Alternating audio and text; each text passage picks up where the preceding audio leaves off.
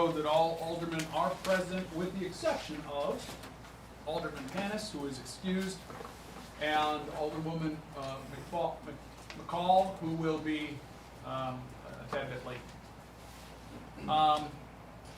Do I need to go through anything?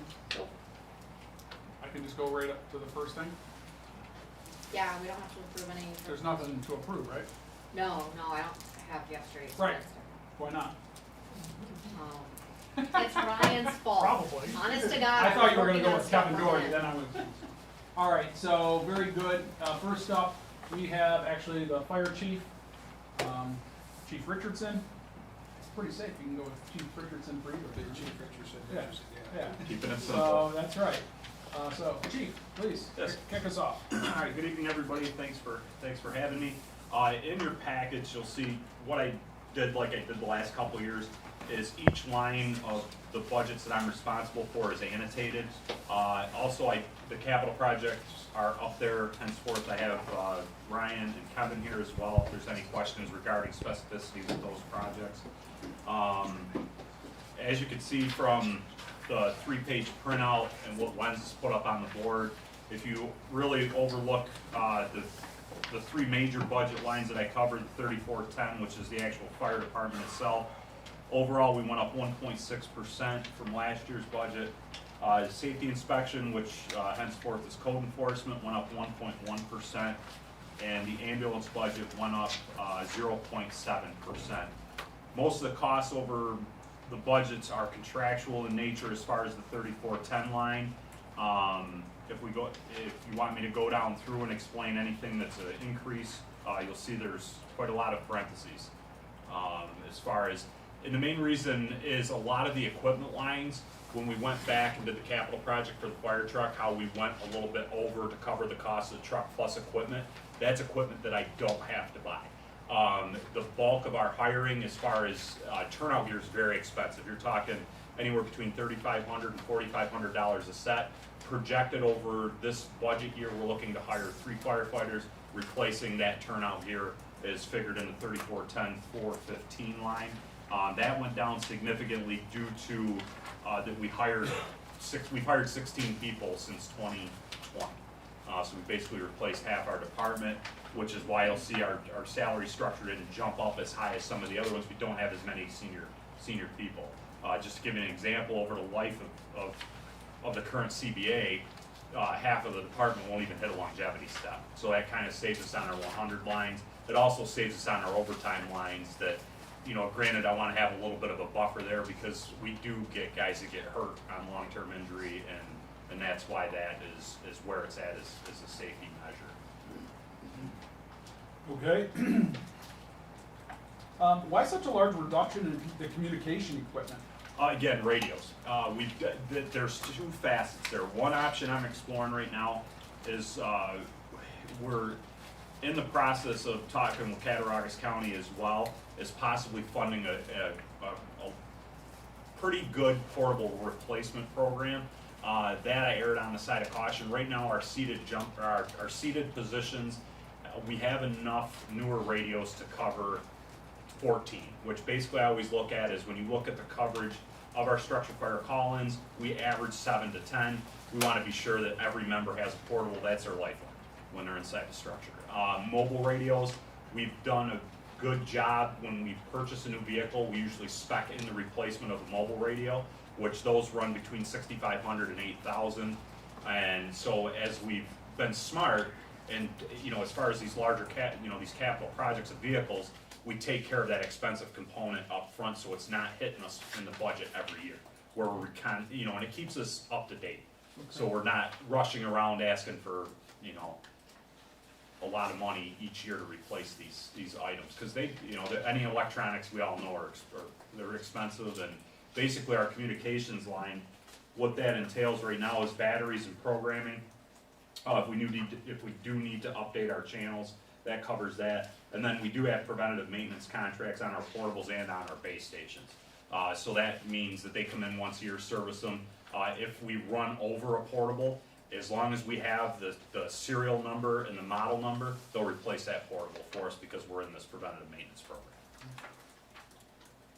what, have you pulled some things, can you go down to the bottom lens, please? All right, so have some things been moved out of other areas and lumped into miscellaneous then? Yes, so miscellaneous is the big one I wanted to talk about. So what that is that would move, when we did the SCBA project, that funding is coming out of the CF 118, which is it's partially the ambulance replacement account. What I would like to do is the savings that we've garnered through an unfilled position would be to move this over into a budget line so we don't get behind on ambulance replacement. Because then that way, through moving a lot of this stuff around, I've got us where we could either move all of it over to that miscellaneous line, or what we could do is do a mix. You know, obviously that would take council resolution to do that because we already have an adopted one that does that funding. But it's just a way to kind of push it to here so we can continue to build that ambulance replacement line. So help me, chief, where are you moving that from, and it's So obviously what that is it's an unfunded contract position that's not going to be filled. an unfunded contract position? Yeah, it was a position that was in the contract, and that it's not, it was firefighter Vino's position. So when it was in the contract, and when he, when he left us, that position was not to be filled. So henceforth, we filled that position with a second codes officer, civilian instead of fire. So we did hire Correct. somebody, Yeah, it's just Sean. now falling under code enforcement and not fire department. Accurate, yeah. Okay. And that's where you'll see the 100 line underneath 3620, And is why this, that's gone up. is this the delta between what that individual's pay is Yeah, it would- versus yes, throughout that, Alderman, or not Alderman? throughout the CEO. Versus Mr. Vino's? Is that the difference? That would be the 3410 line. That salary would be sprinkled throughout here to keep us under a 2%. I see. Nice, okay. If anybody has any questions, yeah, go for it. Sorry, I might have been daydreaming or No. laughing at the time, I don't know, but the light and power, Yep. what was the significant reason for that uptick? So I could err to lens on this one, but what had happened was that there was a payment that was made that was not coming out of the fire budget, and now it is coming out of the fire budget, and that was an oversight. So now that that's in there, that led to this increase. Is this tied to the B2 energy thing? Yes, Yeah, that's what, Have we talked to, like, the auditors about that? Have we asked them to look into this at all? DWB? Yeah. I don't believe so. Sounds like they need to be out of that's where that 7 grand comes from. it. Well, there's no money involved into it, it's just like a credit we've been getting, there's no fund coming in or out. Right, but I if can your reach bill, out. if your bill's $100 and you get a credit for $20 and your bill's $80, but it doesn't seem like we know where this credit is. Until we get that meeting with BQ Energy, I Okay. don't think we'll know much more once we do. That's when then the mayor and I, we have to sit down and set it up at some point in the near future, I would say, and look to see where and what all in details, cause I checked with them predecessor, got nothing much from him, but. Well, I wouldn't be, I mean, my recommendation, I guess, my humble recommendation wouldn't be to reach out to Fred. I would think we would need to schedule a meeting with BQ Energy, right? Okay. So where that, where it started was, if you look at on the look back, starting 2019 to 2020, underneath the 3410, 422 light and power, you'll see that how I came to budgeting last year, 14,000, it was 13,000, 12,000, 9,000. Originally, it was being budgeted at 20,000. So over a 3-year look back, we were almost half of what we were normally budgeting for, and it was trending in the same direction. Set the budget at 14,000, and then all of a sudden, whether those credits disappeared or whatever happened, that's where this is now at, as far as me budgeting. Because I'm halfway through the year and I've already, we're at Oh, it's 10,000. 10,000, so that's why it's up to 21,000, is just to cover it for next year to be sure we're good. Other questions?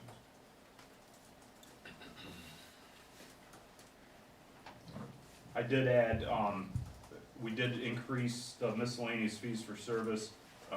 Dave was spot on last year, I should ask for more money, and we had to come back, but we ended up, increased that from 11,000 to 15,000.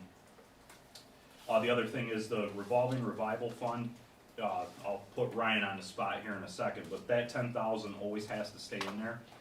That's a revolving revival fund. If, for those that were here during the LISC grant, that is one of the grant requirements that we have to have that in there.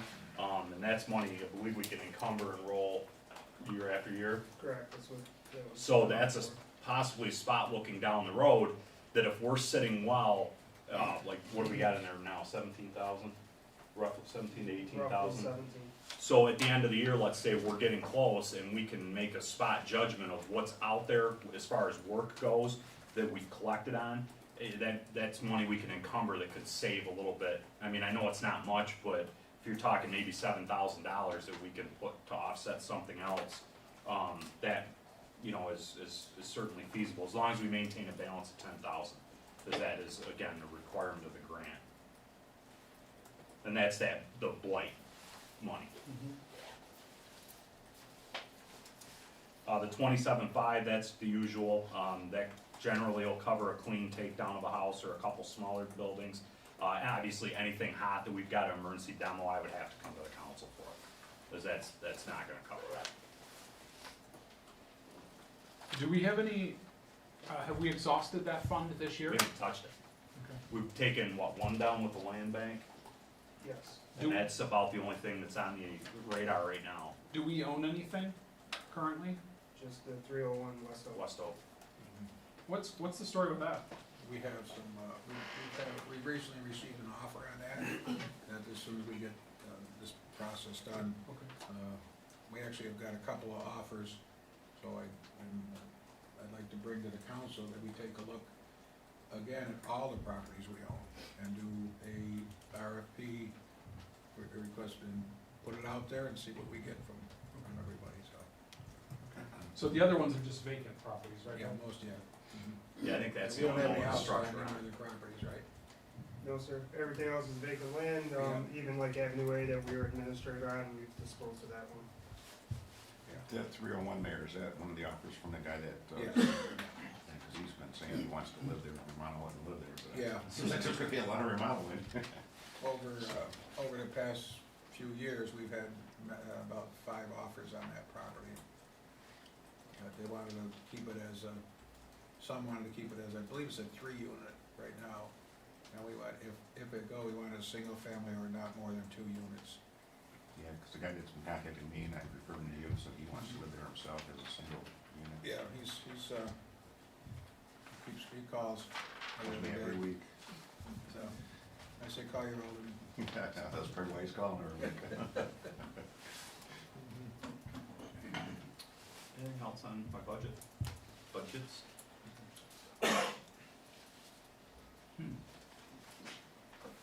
Just for clarity too, on this BQ Energy, it's not that we're not receiving the credits, it's where are we gonna apply the credits? And, when Lenz came in as the auditor, there was some with, okay, we've got bills coming in, but there was no money in some of the accounts to pay those bills. So, we're not sure how it was being done. So we wanna get clarity, we wanna identify what accounts are receiving the credits, which we basically know, but it's a complicated whole mess. So we wanna make sure that we have, say, in the fire department, okay, they have money in their account to pay their share, and then the credits will come back. So it's kind of like how we're gonna, the accounting of all of this. Okay, would it be, I mean, if, again, I know we said yesterday, you know, I'll schedule a follow-up with you and Lenz, but, would it be advantageous, would it be beneficial to ask EWB for any assistance on this? Yeah, we can reach out to them.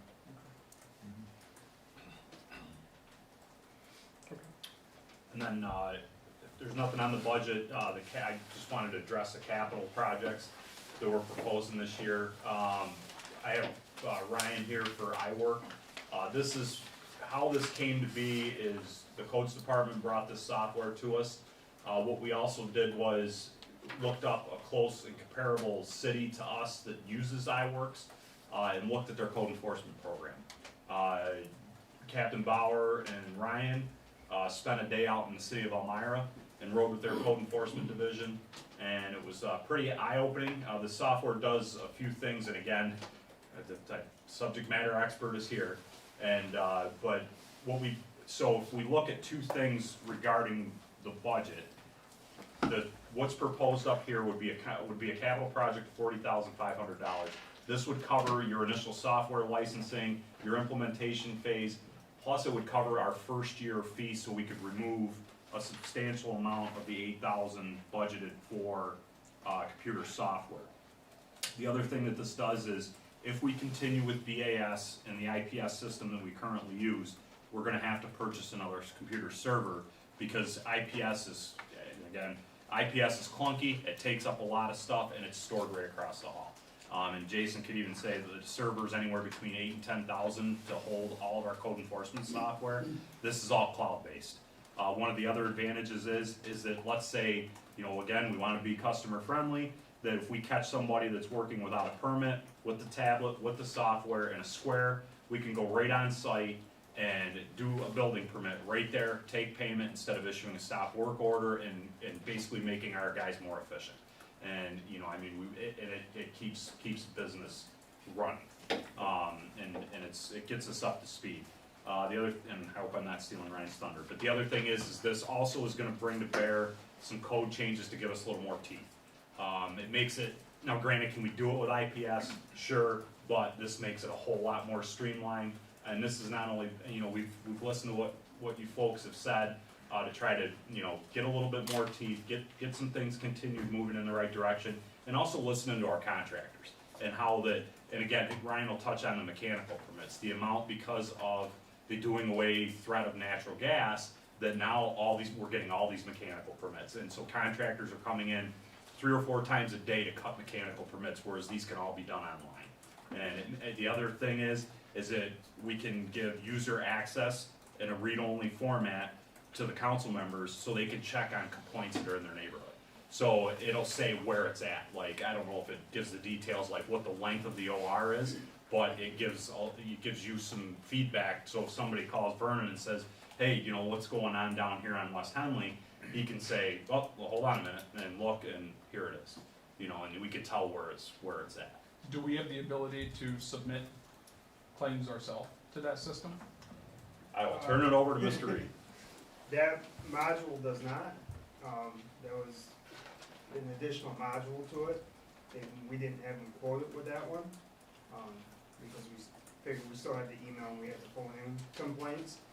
But if you don't get any response when you submit complaints, when no one acknowledges those, or, you know, those get submitted, it would be nice to have a system that would acknowledge that, or that we would be able to file things for our constituents, take photos, upload it, and then add that to the queue, so you guys can see it in real time and we can see it in real time. That's not possible with this system?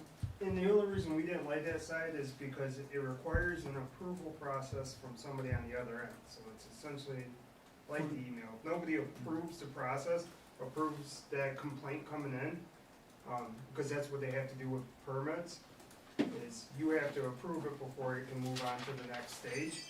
So I didn't see where that was beneficial. Who would be who would be the approver? You guys? You guys would have to accept that into your queue? Yeah, we basically have to say, yes, we acknowledge your complaint.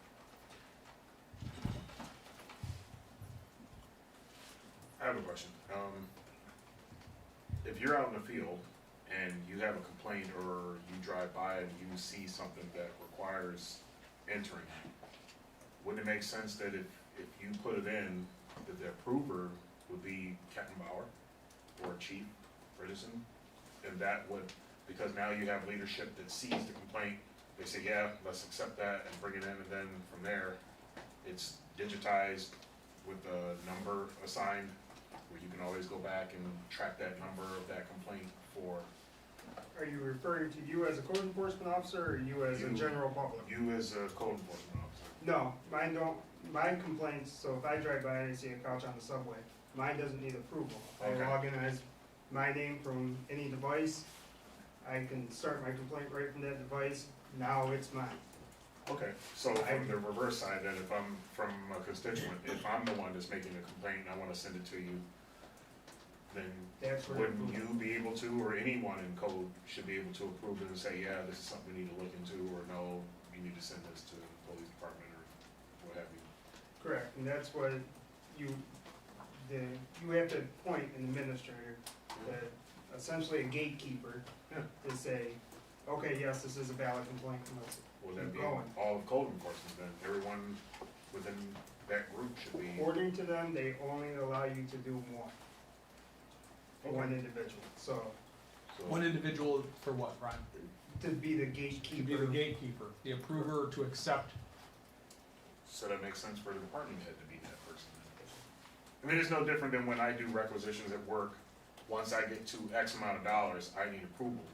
So that requisition would automatically, once I hit send, it automatically goes to my boss, and then my boss has to approve it, or it goes to the VP if she needs to approve it, and then so forth. So it would make sense that that would be a good, And it's always a module that we could add at another time if, say you shoot me an email and you have read only, so within 2 days, if you log on to the system and you see, okay, this complaint's still not open, and we realize that we're not answering the emails, or if I don't answer them, if I'm not following up on opening the complaint, yeah, it's a module you can move on to at a later time. It was just, the way that they were building modules, every time they were building, it was like $4,000 extra plus service fees. It's like an a la carte, you know, the base and then. It's Sky's software as a the limit. service, so everything's a la carte. So is there an ability in there to have the supervisor of codes, which would be Captain Bauer, he would see all of these complaints, so he knows that they're being followed up by the other code people? Yeah, so not only, as a code enforcement office, not only can I work on my complaint, but like if I'm off, Sean can take over on my complaint. It's only restricted use to outside users. So Sean could see all my evidence to where like the general public's not going to be. But yes, as Dave as the supervisor, and this is what Elmira's supervisor was showing us, the way that it generates reports and who's doing what is way better than what we have in IPS. I think IPS right now, we have 5 selections that you can do on the reporting side to track an individual like myself doing work, to where on iWorks, the way that you can set up the report, there's hundreds of different ways that you generate a report. And you can do those either daily or you can do those monthly, yearly, whatever you want. Anywhere from how I'm performing to how the code enforcement office is doing on closing complaints to how they're making their money. So how's it done right now? So The system that you talked about, right? What is it called? IPS. IPS. So like I said, IPS is on the server. We get a complaint. It comes in. It gets open and gets assigned a number by the computer system. That brings up the first problem. You have to now go check the county website and make sure that the owner that is on the county website is the owner in IPS. If the house has changed since September of 2018, the information is not in there anymore. For some reason, IPS will not pull from the county website to where iWorks will. So we double check that, then we schedule either an inspection to go look at it, or like you send us pictures, that's evidence enough, we put those pictures in there. And a lot of them, if it's myself, you'll do the task that you say. Either you send over the remedy, you made a phone call, and then you schedule your next follow-up inspection, whether it's 3, 5, 7 days. So, If the problem doesn't get remedied, do you issue like tickets? Yes and no. It depends. If it's a landowner, so let's say it's garbage, junk, and debris. The easiest, most effective way to handle that is not an appearance ticket. Because once it goes to court and they get fined, that case is closed, I have to start all over again. The most easiest way is to send somebody out, pick it up, because instead of a $250 fine that they might get from us, a $585 garbage pickup bill is way more effective. And that's that line you increase so you can do that, right? Yeah, miscellaneous fees for service line, yep. Structural issues and stuff like that, yes, unfortunately, we have to do the appearance ticket. Does the current process, the current system, allow the chief to look at all the open, for lack of a better term, cases or complaints or requisitions or whatever, and see the status of where each of these is and who it's assigned to, what the status is, where it is in the process, and so on? Does the current IPS system have that ability or not? Yes, but very antiquated Yeah. on that side. Does this system have that ability? This system has higher function than And if we were to, so what I'm saying is, there is you guys, you get hit from 7 different people and so on, and I understand you got permits and you got contractors, and there's a lot that goes into code enforcement, I understand, respect that. But for the past 7 years I've been on the council, one of the most challenging things is obviously being, in our position, ultimately a middleman between the constituent and code enforcement, which is the enforcement arm of our code. So we pass something off to you, and then we don't hear we don't know what the status is. We don't know if, sometimes we get a response saying, hey, received, I'm gonna look into this. And you guys are pretty timely, but sometimes things get dropped. It would be very helpful to have a system that, okay, if it helps your job work better, and we're gonna would consider investing in something, then it should make it easier for our citizens to make complaints, whether it's to us, and then we have the ability to see, okay, read receipt, boom, you guys received it. It's been moved into the next queue of we're investigating, and just the feedback. I don't know if no one else has ever had this issue, if you understand what I'm talking about here, that would be helpful. I don't know if iWork has that capability, but I think it would be extremely valuable, even if it's an add-on of $4,000. I mean, I know I'm in the warehousing industry, but we're in the process of implementing things similar to that, where you can have visibility throughout the process for everyone, you know, Right. whether you're in procurement or design or planning, whatever. But back to the permits online and then the online access, you said that being able to do this, iWork will allow you to do the work online. So I guess the question is, with IPS, if you had it on a laptop, so you use it here on a desktop, I assume, but if you had a laptop and an air card, you wouldn't be able to do the same thing if you were out and about on IPS? Or explain the difference between using it on a laptop with the air card, you know what I'm saying? Yes. Versus having the iWorks, the benefits of having the iWork instead. So right now, we do have tablets that currently have IPS on them. However, the app version is a watered down version of my desktop version. So say I wanna pull up somebody's name and information. It will only show me owners, and it will only show me contractors. It won't show me residents, it won't show me if I've dealt with this architect in the past, to where my desktop will. This is my desktop on any screen. And it works across. And the other big thing with it being online with the permitting is, now that we have Chipotle, those bigger guys like that coming in, not only have they been requesting, how do I submit stuff online and pay online for years, but now that we've moved into this mechanical permit side and started issuing those, now even your local contractors are asking, hey, listen, it's almost a barrier for me to come in because we're doing so many of these a day. You figure a hot water tank takes them a couple hours, so they can do a couple dozen a day. To where it'd be nice if we could log in and get approval that way and move that towards that road. So you'll be able to do that on site with iWorks. Correct. Do you know what iWorks stand for? Or is that? Looking That's at it, fine, it's been- that's fine. And the other thing, they have licensing agreements with Microsoft Word to where, IPS is not. Okay, well, we just visited that last night. So, because Chief did just say that the initial cost will be the 45.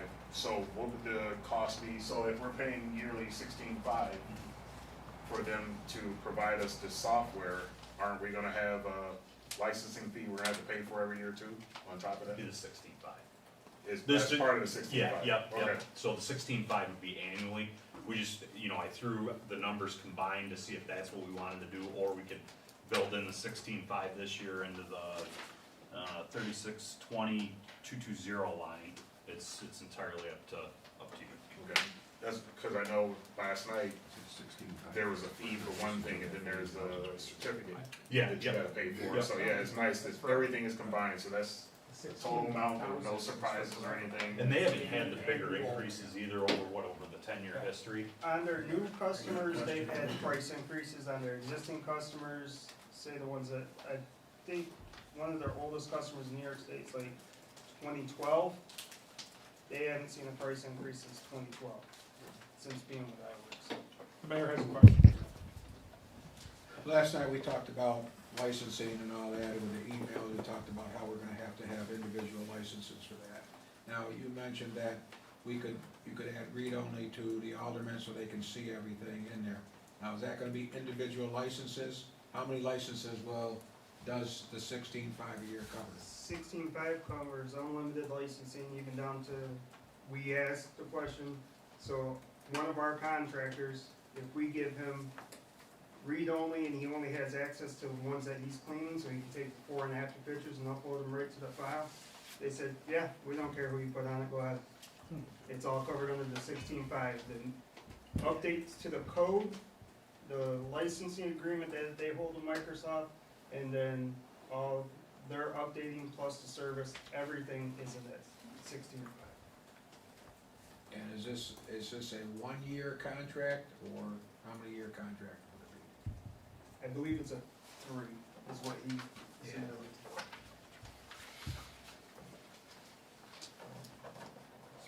It's 3-year term. So to give you an idea though, the other software that we had quoted that is comparable or is recognized by the ICC, which makes the codes, we looked at that, it looks like the user faces are kind of the same. That one came in at 80,000 upfront plus an additional 60,000 for them to show up in 2 months to implement it, so 140,000 you were all in, and I can't even remember what the yearly fee was on that. That's what's nice about iWorks is they go based on your population to where the ICC version, it didn't matter whether we were New York City or Portville, New York, it's the same price across the board. Chief, does this, the current system that we would no longer have to use, is there an annual fee associated with that would be able to come out? Is there any cost savings? No, so we already To help paid offset that it? in like September, I think, for the So year. there's no annual fee associated with that? Right, and we'd be good, well, the nice thing is that if we decide to go this route, that while we're transitioning, we're still covered. The one thing, do we know if there's any storage issues with what we've done with IPS? No, when Jerry looked at it, he said it should be able to transfer, however, talking to Adrian, he's like, we've already stolen some IPS customers, so that should be pretty easy. Which is I good. guess, there is no annual fee for IPS? Yes, there is, that's what our I think that's what you're $8,000. asking, right? Yeah, that's what our budgeted fees are for, as IPS is right around 5,700, I believe. Actually, Okay. just Yeah. 6,720. is So what we my pay. question then is, would we no longer, we wouldn't have to have that anymore, right? Correct, Yes, So if that's 16.5 annually, we could subtract 67, so it's an increase of about $10,000 you're right, to the budget. correct. Yep, yep. Okay. Is there storage thresholds on the cloud? Yes, everything's on the cloud, which I'm sure makes Jason and Jerry happy. Is there storage thresholds for how much you can have on the cloud before There they is. charge you extra? Okay, so it's an increase of about 10,000. Can you, quantify, how much it would help you versus, say, if you had this software, it would save you, you know what I mean, gas, time, Yeah. driving back and forth into here, going back out, you know what I mean, just on an average day, if you do, I don't know how many jobs you're doing a day, but let's just say you had 5 jobs in a day, but you can say, you know what, if we went to iWorks, this would save me driving X amount of miles per day, the man hours involved with coming back to here, filling out whatever in IPS, where you could stay right there on the spot, do the job, finish it up, then move on to the next one. Do you, I can't really quantify it, but I can tell you it's gonna be an ease of access, and I think you'd actually see an uptick in our permits, due to the ease of access for it. That's what I found in my smaller towns, if you make it easier for people to access you in the permits, funny enough, they're willing to get permits if you make it easier for them. And I think if we have that here to where they can get online and get the permits, instead of getting the permits after the fact, then, or not getting them at all, Right. that's gonna be one big side, but yes, doing that. The other option that this gives us is instead of mailing order the remedies, you can actually email the order the remedy right from the field. But you got another email address, don't you? Yeah, we have quite the stack of those. We get them now, but. I'd like some of them. So Ryan, back to what I asked you, is there a threshold on storage? There is, I wanna say it's like 250 250 watt? megabytes. megs, that's it? No, You better be more than that. It's gotta be gig. Yeah, again, yeah, sorry. I don't know those words. So how much, It's a lot of floppies. I know he Yeah, said you're it's. kidding. so then what happens after that 250? You can move up to, I believe it's an unlimited. So how much? you're basically storing a data database, so that's my guess, and you can store a lot. 100 gigabyte of storage is what's included in our package. To give you an example, every email for our email server, every employee right now with all their emails is taking about 100 gig. That includes every attachment, everything. Just gives you an example. That's with every employee in the city. Gives you an example. For how long a period, how far? Forever long they have their emails. I mean, how far going back? Goes back to when we first got the email server. So we're talking about probably 97. Okay. And But pictures and stuff are gonna take a lot more. Yeah, but I'm saying, you know, like the PDFs everybody sends. Yeah, I was not sure, I didn't know how much stuff that. Yeah, let's give you an example of, Storage. yeah, it will take a lot. Okay. I don't have the second one with me. He gave us what the breakdown was. I don't think it was horrible. I just asked, 'cause usually like with anything, once you kinda school up front, then all of a sudden. When they hit thresholds you in go. storage, yeah. Yeah, you get, like I said, the 100 gigs is what you get up front, and then what's included in the package now.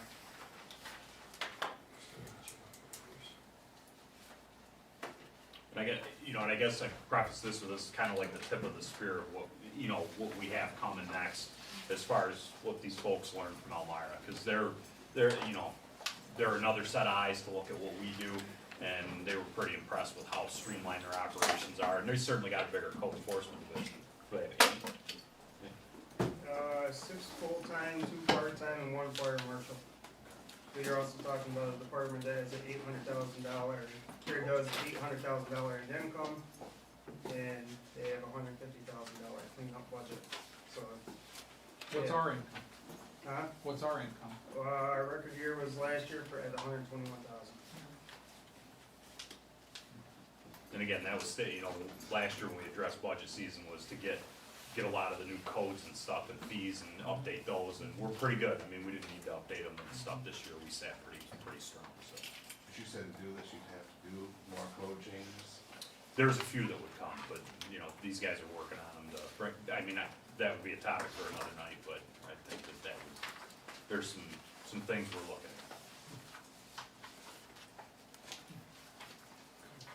So I just wanted to bring Ryan in and kind of, to answer any questions, and that way we're kind of informed.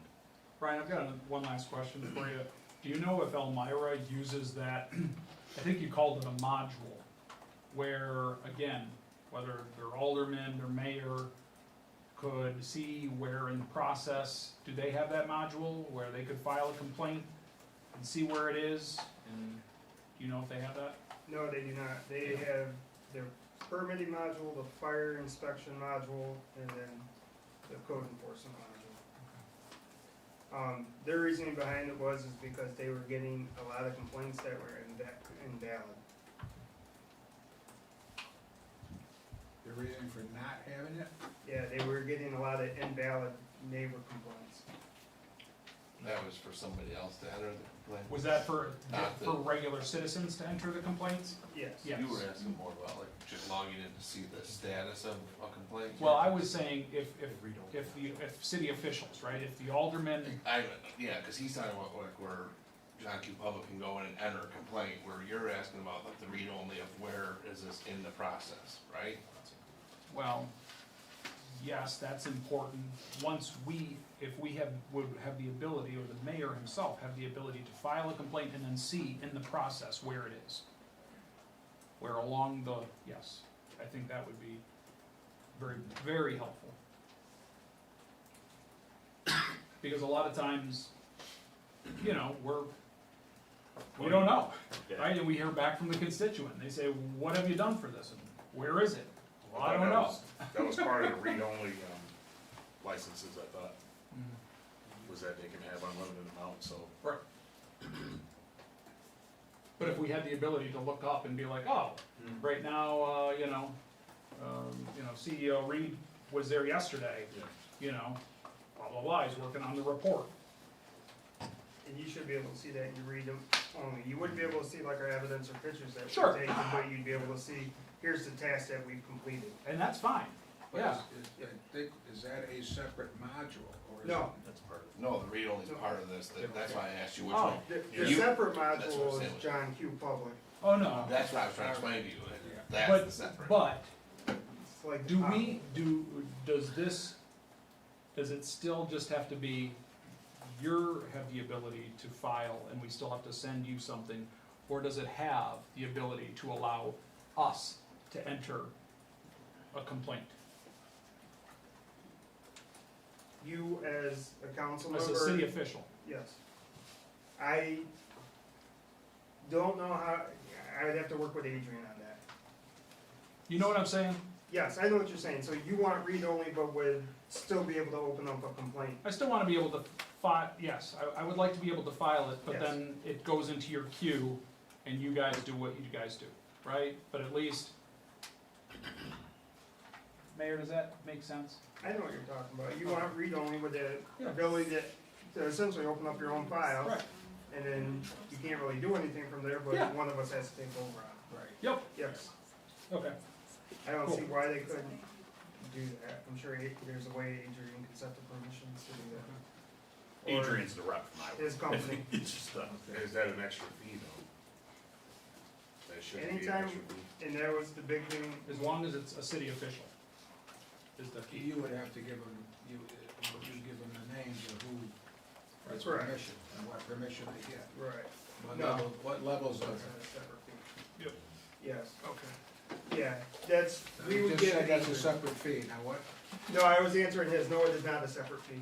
Oh, okay. And that's why Elmira loves this the other reason they love him so much is they said, you don't have to do the support ticket and all that crap, you pick up the phone and call them. It's either Adrian or one of the other reps, and they're on it.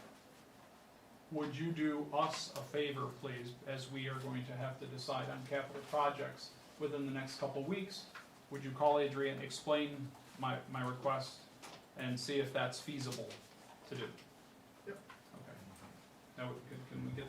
Mr. Bill. Thank you. I think what, many times I get a phone call, they're complaining about this. So instead of me calling you up and saying, here's this, we're sending you an email, I can now enter that into the system. And, you know, it would come to you guys, it would be a complaint from the mayor's office on this property. Mm-hmm. Correct, yeah. Yeah. You would, Yeah. read only, you could go in, put your complaint in, Yes, you can assign it to Dave Bauer, and we'll be good. yes. And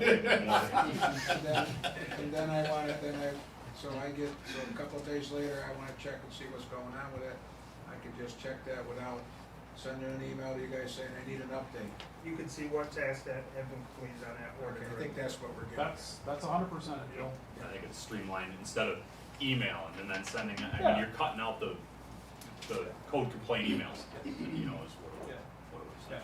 And if, and again, maybe, and I don't know, Ryan, under, maybe I'll have this conversation with you offline, but like, whatever the outcome is, are we not able to see, would we, under read only, could we see what the outcome was? Or is that like, If it's similar to IPS, all you'd be able to see is closed. can you ask if we can see what the resolution was? Is that a confidentiality problem? It's the only thing I'm afraid of is, because there's a thin line between our notes and our pictures and our evidence. Yep. And what can be shown to the public and what can't. Okay. But this is not public, this would be city officials. Yes, I know, but it's been an issue before, Right. not here. No, I understand what you're saying. I mean, no, I don't want the potential for someone to take screenshots and go put it out on Facebook, right? But I also don't want it to just be like, all right, complaint received by Alderman Crawford, closed, Well, right? and even in IPS, it has a rating system, so it doesn't just say closed, it says closed but passed, closed, no final inspection, unfounded, there Okay. is a rating. There is system. something. Yes. Okay. Well, we can work on that. I think it's got potential.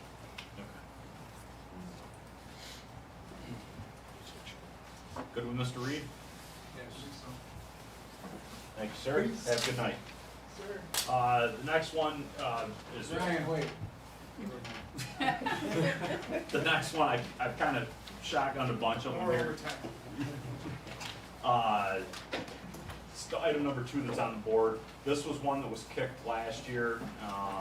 This is the parapet reconstruction on Fire Station 1. If you go back 3 years ago, we needed to have, I would kind of say an emergency repair, actually not a repair, demolition done on Fire Station 1's parapet because the mortar and the bricks were falling off and the guys were right underneath it when they're backing up.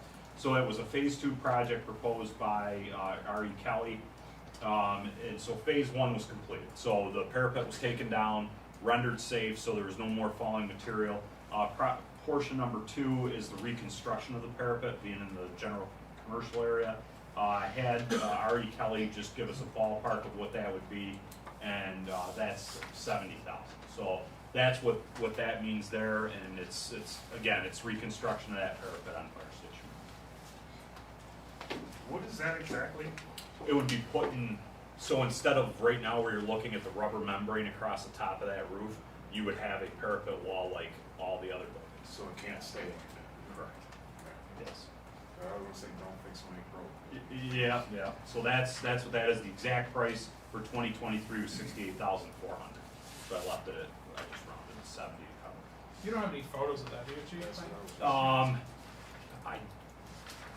I can look, I know, I'll email Don Warder tomorrow and see what he has as far as his pictures. He's the one that did the inspection, actually went up in the bucket or up in a high lift and looked at everything, took pictures of the whole thing. So I'll email Mr. Warder tomorrow and see what we have on file. Thank you. Yep. So, isn't this similar to a house that they put the insulation up, but they decided not to do the siding because they ran out of money? That would be, Okay. yep. You're in the ballpark. Is Cole's business? And there's lots of those that are around town, and Or the roof that's been half done with just tarp flapping in the breeze. That we're handling too. That's moving a little bit today. Good.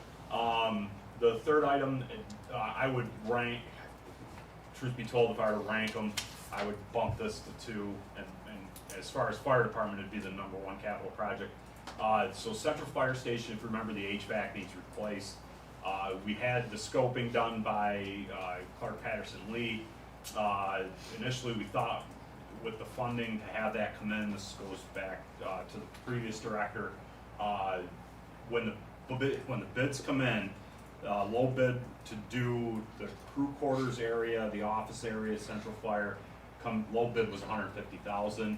We thought it was gonna land somewhere around $40,000. To do the whole station was another $50,000, which would have covered the apparatus base. What we're looking to do is, in the interim, what happened was, it wasn't like we weren't doing anything, but when we were hiring the HVAC specialist, we held off on this project because of the inherent cost savings of doing it in-house. So Kevin and Director Thompson have been looking at this. I brought Kevin here to answer any questions that you may have as far as what it entails, but we're asking for an additional, basically to bump that. Right now, there's approximately $34,000 in funds there. We're asking for an additional $30,000 to complete the project.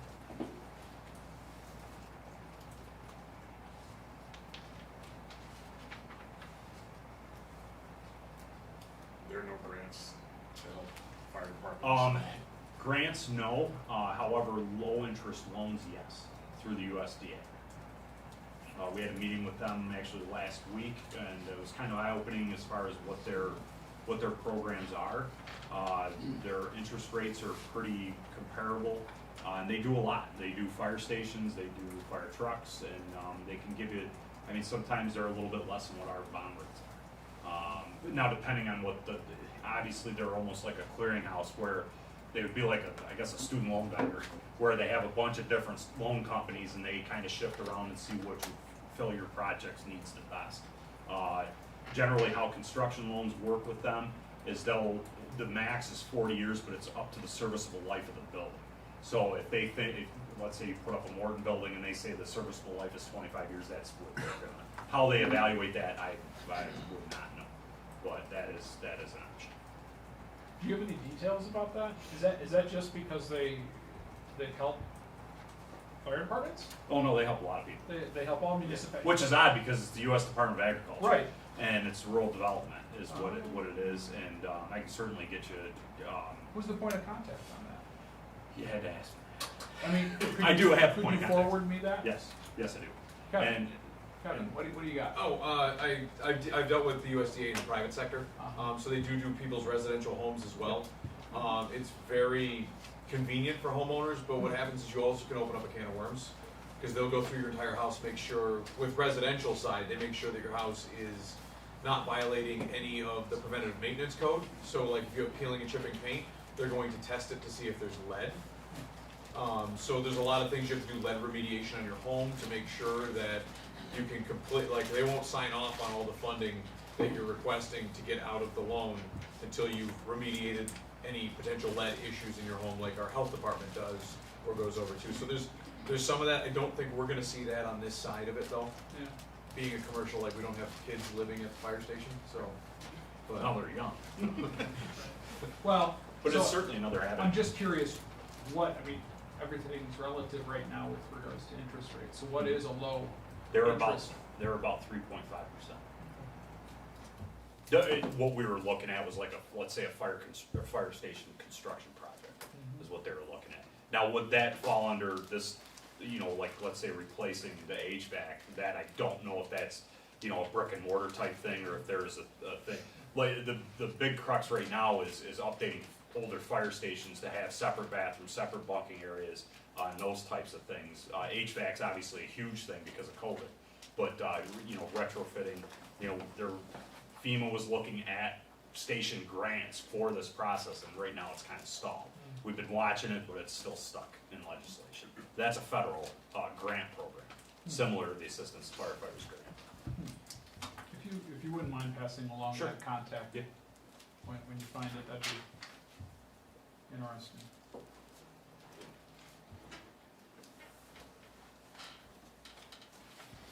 And our regional rep's out of Bath, so he covers, Steuben West, so, Okay. and then I think the next will be Schuyler, I think is the one a little bit to the north.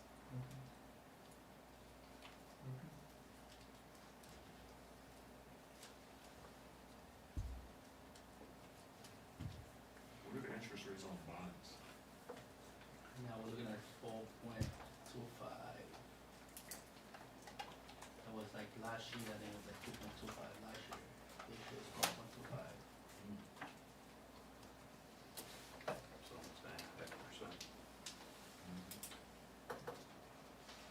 But and that's something in the interim, if you'd like, I could reach out to them as well to see if this is something that is covered.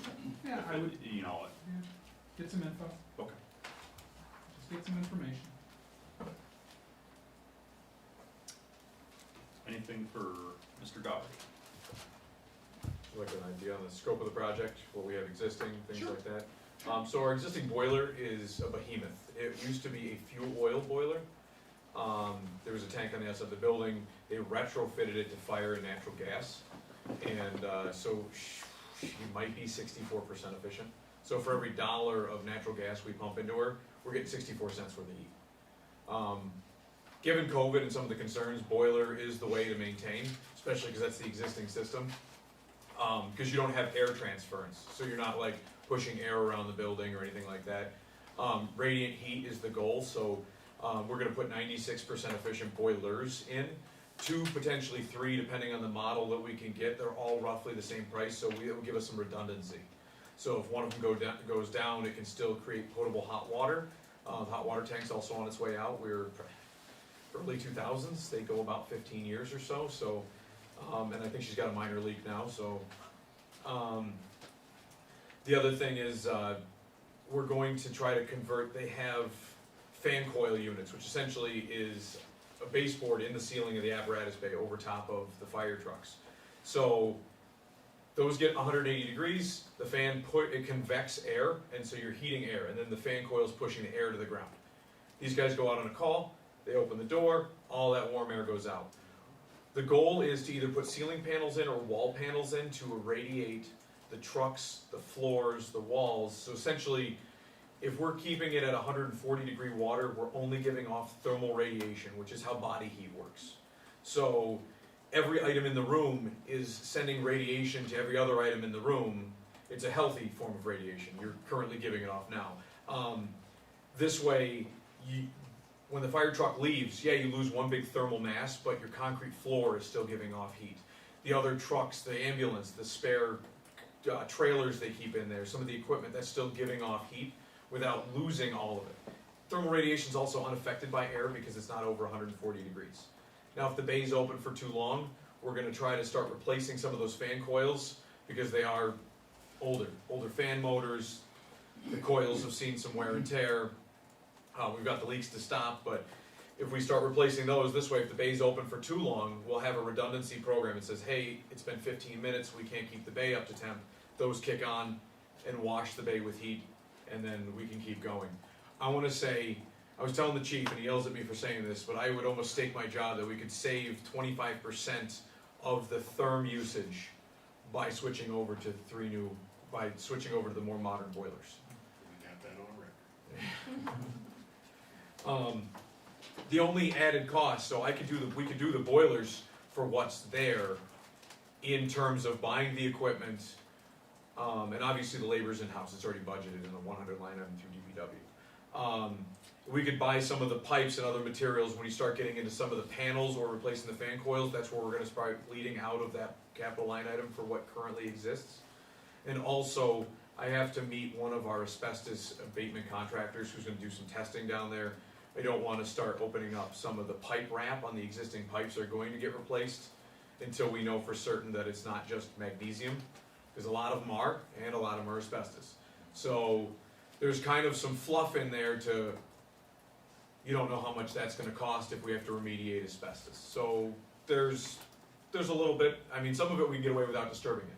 So, if it is asbestos, we should be able to mitigate it, but it's one of those, we're kind of wait and see. but also like, I mean, this, the savings on this project is, 50% of what the lowest bidder was. And that was about a year ago that we got those bids, so, Yeah, but 14 14 months. Yeah, so you can only imagine how much cost of materials, cost of labor, things like that have increased in 14 more months, so. How long will this take you? Few months. I know the guys at the fire hall are very, very helpful, so should be able to get a couple guys. I mean, carrying a boiler isn't a one-man job sometimes, but a lot of times the shipping, the local companies that we would get the boilers from too, they can dolly them into the site, so. Any other questions related to this project? Okay. And then, the last item is just, it's more of an informational thing. Remember, we purchased the house, or the house behind Fire Station 1. This is just to keep on task. I'm a realist, but this is just something that we're gonna have to visit here in the next couple of years, but, that would be what we would need for Fire Station 1. So I just kind of wanted to air it out there, not asking for a Hail Mary here. It's just to kind of what we would be looking at. We did have the security fencing quoted, that was 17,000 2 years ago, but that number is not realistic at this point. But that's something we can look at, but I just kind of wanted to throw that out there, being that we're in budget season, so. Are we good with Kevin? Yes. Thanks, Kevin. Appreciate it. See you, Kevin. See you. Anything else? Okay, thanks, Chief. All right, thank you all for your time. You have a good night. Who do you want next? The other Richardson? Please. Let's see, we got You want a Richardson or a Schwartery? the other Richardson. The other Richardson? Cheese it. Oh, For those who aren't eating chocolate. I stole the other mint one. Oh, I yeah. want it. No, thank you, David. I've got my sour gum. Who brought meat sticks? Those are cheddar pepperoni No, Kit venison Kat, huh? sticks. I didn't get home to get some Martins. My son shot that deer Is it mint? last year, and he had a whole deer meat in these sticks, because they're his favorite thing in the whole world. Martin loves meat sticks. You guys want? Head on the table, sir.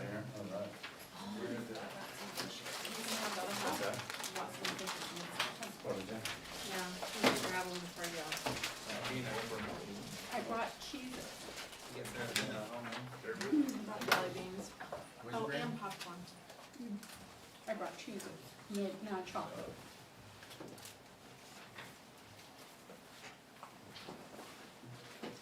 I thought you had like Cheetos and, I don't know, like a fruit roll up, not healthy food in that. Cool, awesome lunch. Yeah, so popcorn. We have oranges, Oranges and rice cakes. I had rice cakes, protein bars, and one package of Thin Mints for Girl Scout cookies. Eat like my.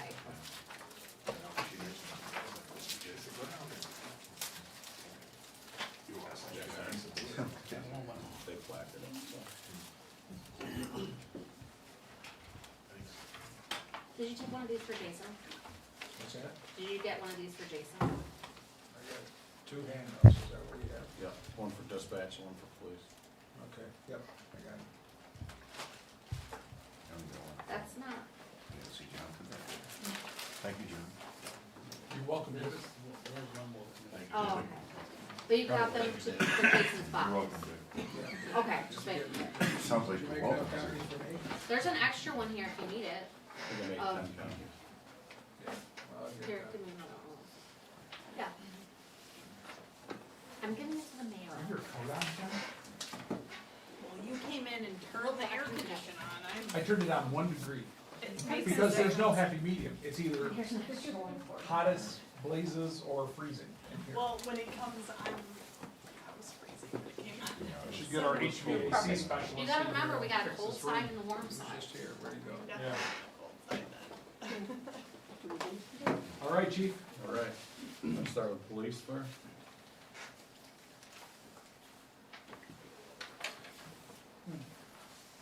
So, 100 line is up, contractual increase. That's the big one.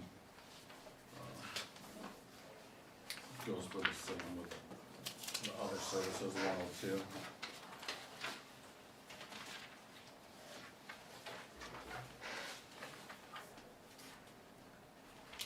The court- Hey, chief, remind me, what is 102? Is that, 102 is other services, so that's payout for holiday pay. oh, okay. So if you, this sheet that I passed out, John, that kind of gives a little bit of, for each Oh, line. perfect, thank you. Okay.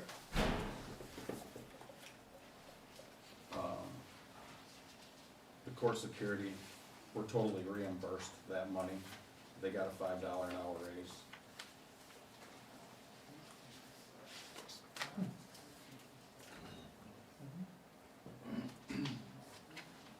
Down to parking enforcement. So last year, that was a part-time job. Had a couple applicants, nothing, nobody really that we could really work, didn't work out. So that job's been kind of open. Talked to the mayor a little bit about making that a full-time position. I think we could probably get someone if we did that. Going back and looking at parking revenue, when Brian Ball was our parking enforcement officer, he was part-time. Parking fines were up about $20,000 then. We were looking at maybe bringing them in as a grade 5, about 22 something an hour. That would raise that line up.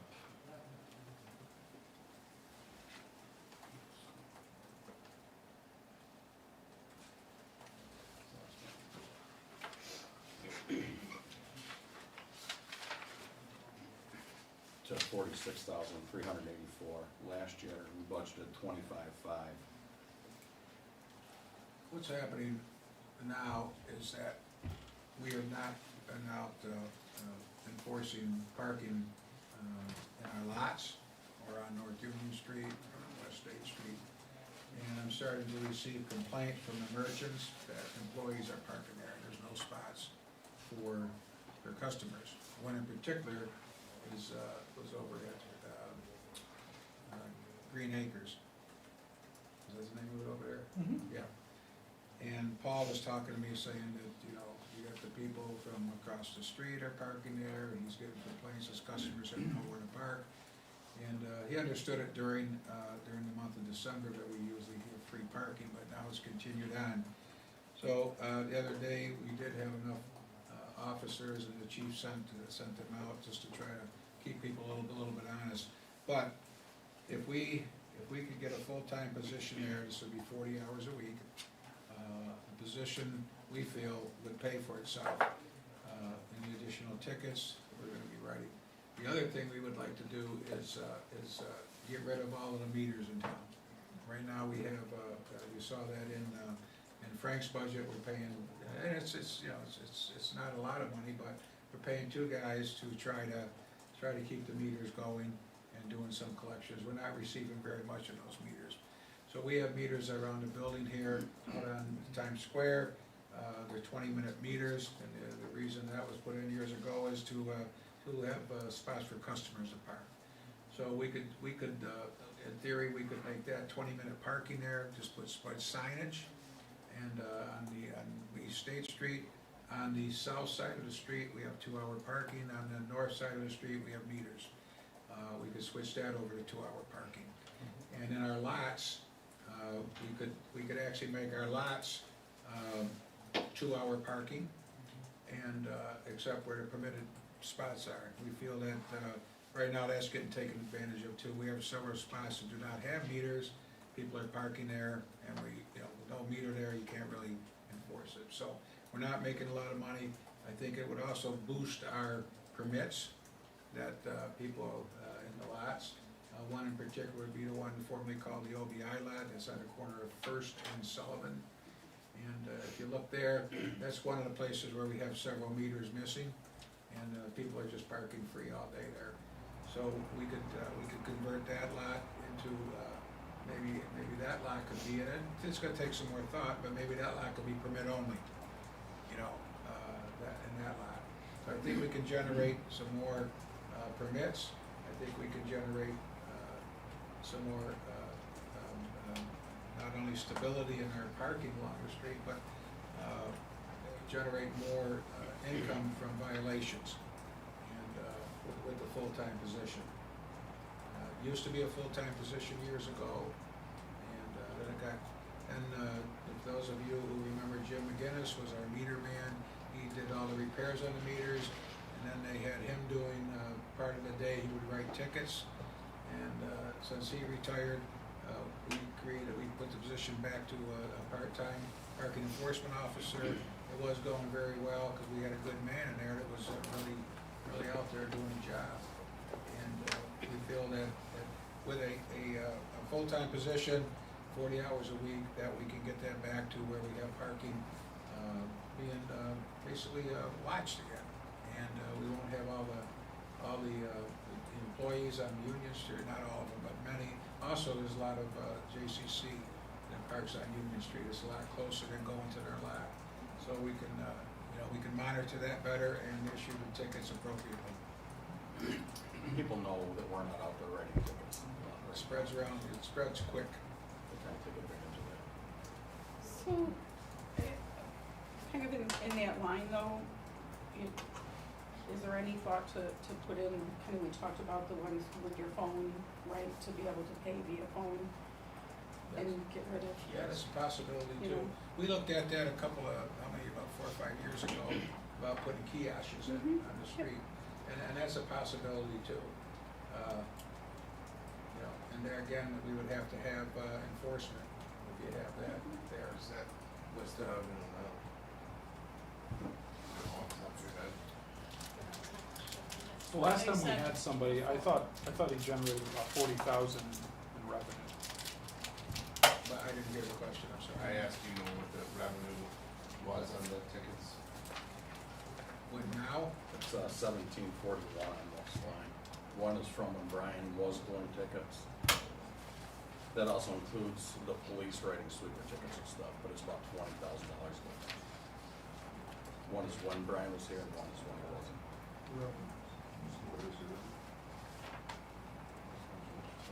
This is going here, this is last fiscal year when Brian used to be here full time, pretty much. That was the 61. I know somebody was writing tickets the other day, because when I gave blood, $60,000. a couple of the nurses got tickets that were there. That was What are the from- officers doing? I've seen them. So the on-street, When we do have enough people. so the on-street parking meter, that's just the what you collect from the Yeah. meters themselves, which was $7,800. And some of those are for tags. You can buy. Parking lots and garages, that's Those would be up at max Okay. 36. So of the 61,601, some of that was what Brian wrote, but then also some of that was like the snow plow or the street sweeper. But we should be able to tell You can tell the difference, right, before and after when Brian was here versus, It was about 20, it was 19 something, almost $20,000. 20 grand. Yeah, but you can't tell the difference in that 61 data from your guys from the street sweeper guys and stuff like that. Probably with a lot of time I could, but. We haven't had a snow event in 2 years. Well, I said street sweeper too. Street sweeper, yeah. That's- That generates some. So this 46K, does that include like the fringe benefits and everything, or is that? That's just the wages. That's just the wages. So I'm just thinking, what is the starting pay for a patrolman? Isn't it like 49,000? Not with the raise. It's 27 something. I was just wondering if it would I be. can tell you what it's gonna be June 1st. June 1st will be 28.32 an hour. in this position, chief starts at how much? 22 22. something.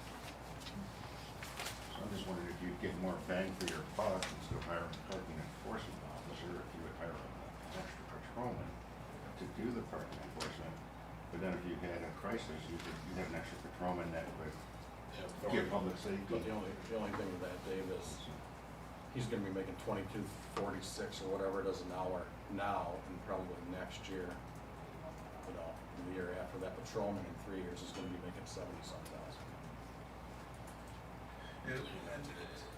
And I think we should have a dedicated person out there doing that job. And it would be too easy to say, okay, we're short today, we're gonna pull that guy off of parking enforcement and use him in patrol. And then the same thing, you know, over and over. So then you're back to having no enforcement out there. We not only, now, you know, we usually don't have a person, if it's raining or that, but that person usually is then given, Brian was given a car, and he would patrol the city looking for violations then too. And that's something we can build into that also. Yeah. And those of you who recall, back here, I don't know, I think it was your first year on the council, we were looking at getting a Segway, a 3-wheel Segway that the parking enforcement officer can use to go up and down the street and quicker than walking. Because West State Street is quite long, but that didn't fly. So, but that's, you know, years ago they had a Cushman. Those of you who remember Dorothy Kosho, she rode in a Cushman, and then she did parking. Well, we had a lot of meters back then. So you have there's a lot of capabilities here, and you know, so it's I think it would be a very good move to have that full-time position and a dedicated position that would be there to enforce parking violations. So, they use that iChalk system now, right? Yes. Is there an annual fee to that? Yeah, I think there is. 8,000 a year is what that cost. So with the fringe, that position's like $76,000. With his plus that fringe, you got a break even point of $84,000 a year in parking violations. I don't know if that's the exact numbers or not.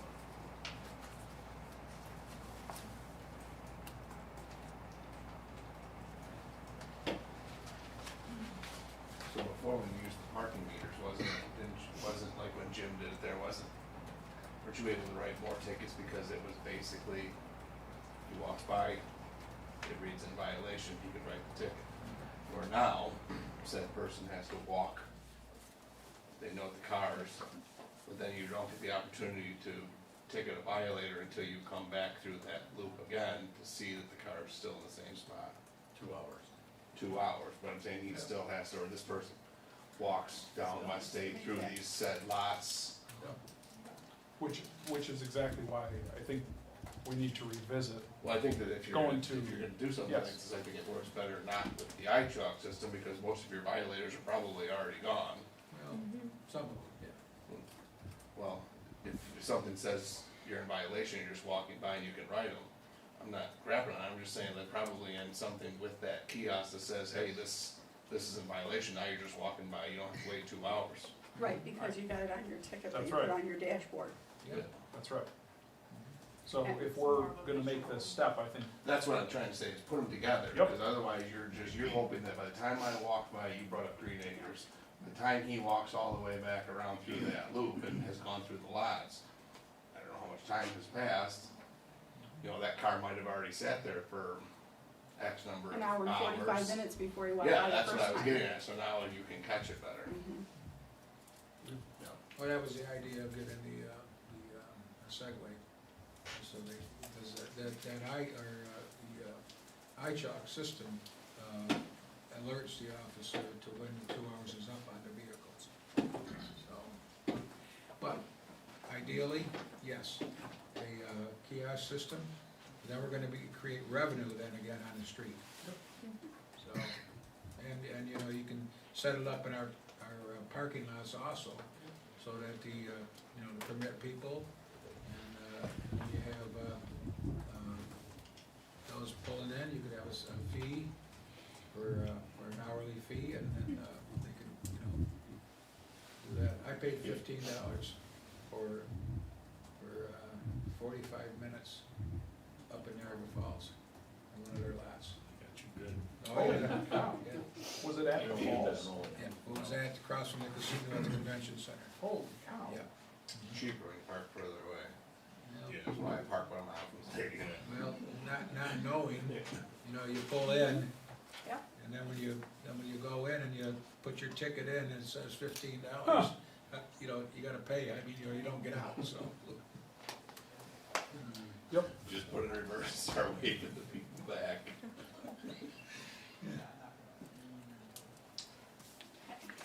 Moving on. Yes. So vehicles this year, I'm only asking for one vehicle. We could use two. I'm gonna ask for one. Sorry, I have a little bit of a cold going on here.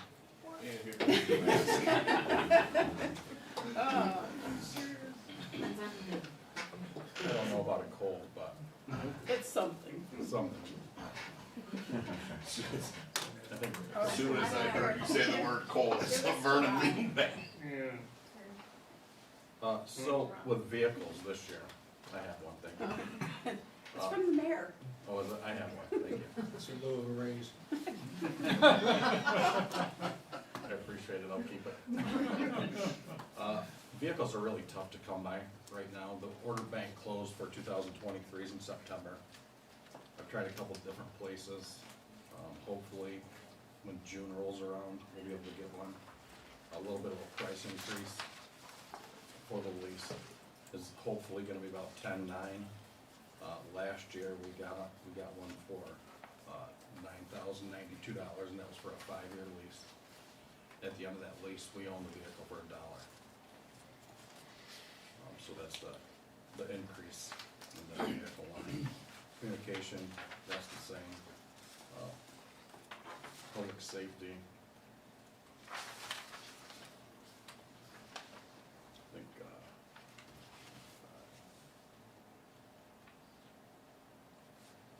that's the same.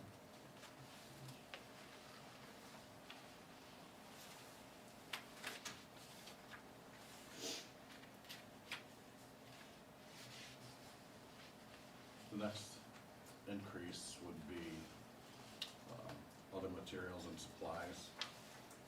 The price of everything has gone up. Actually, that's $411, office supplies and materials. We're going through a lot more warrant jackets.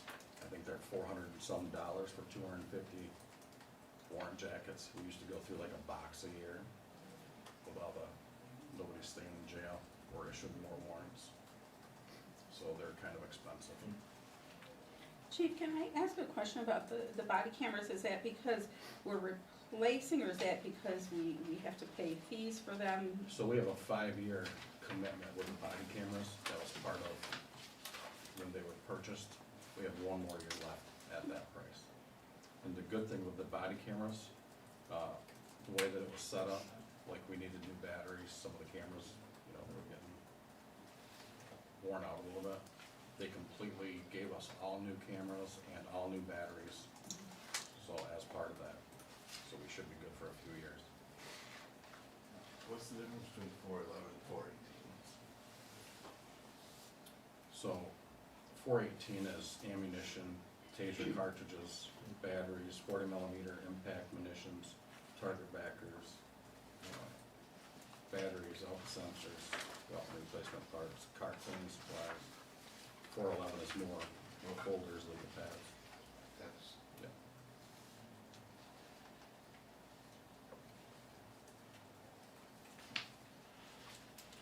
And Chief, if you don't mind, going back to 107, the crossing guards. Okay. Do we have a hard time keeping crossing guards? We have a hard time getting crossing guards. So we only have, I mean, they only make $30 a day. It pretty much takes up their entire day, for $30 a day. So that's a struggle to find anyone and to keep anyone there. When was the last time that group saw an increase? Not since I've been doing Yeah, this. so, Been a couple of years probably. so this needs to be looked at down the road to make it more enticing to try to get people to It does, stay dedicated. yes. There's two. There is Wayne Street and then Washington 15th. Cause I got a lot of emails about, the lady that all waves at everyone, she hadn't been there, so people were literally writing me, what happened to the lady? I'm like, I don't know, Yeah, you know, and then, you know, when they're not there, I have to have an officer there. yeah. And, you know, we've been working short, so that's really tough. So, And but it's 2 hours in the morning, 3 hours in the morning, and then no, it's not that long in the morning, it's like an hour. hour in the morning, hour in the evening. Yeah. So $15 an hour. Yeah, Okay. but it really takes up their entire day, Mhm. you know. Back in Asian history, in 1974, when I came on, there was 21 crossing guards in the city. Wow. And it was morning, noon, and afternoon, because a lot of the kids went home for lunch. So that was, and there was at times that every officer that was on patrol was covering a crossing when we called in, so that's priority.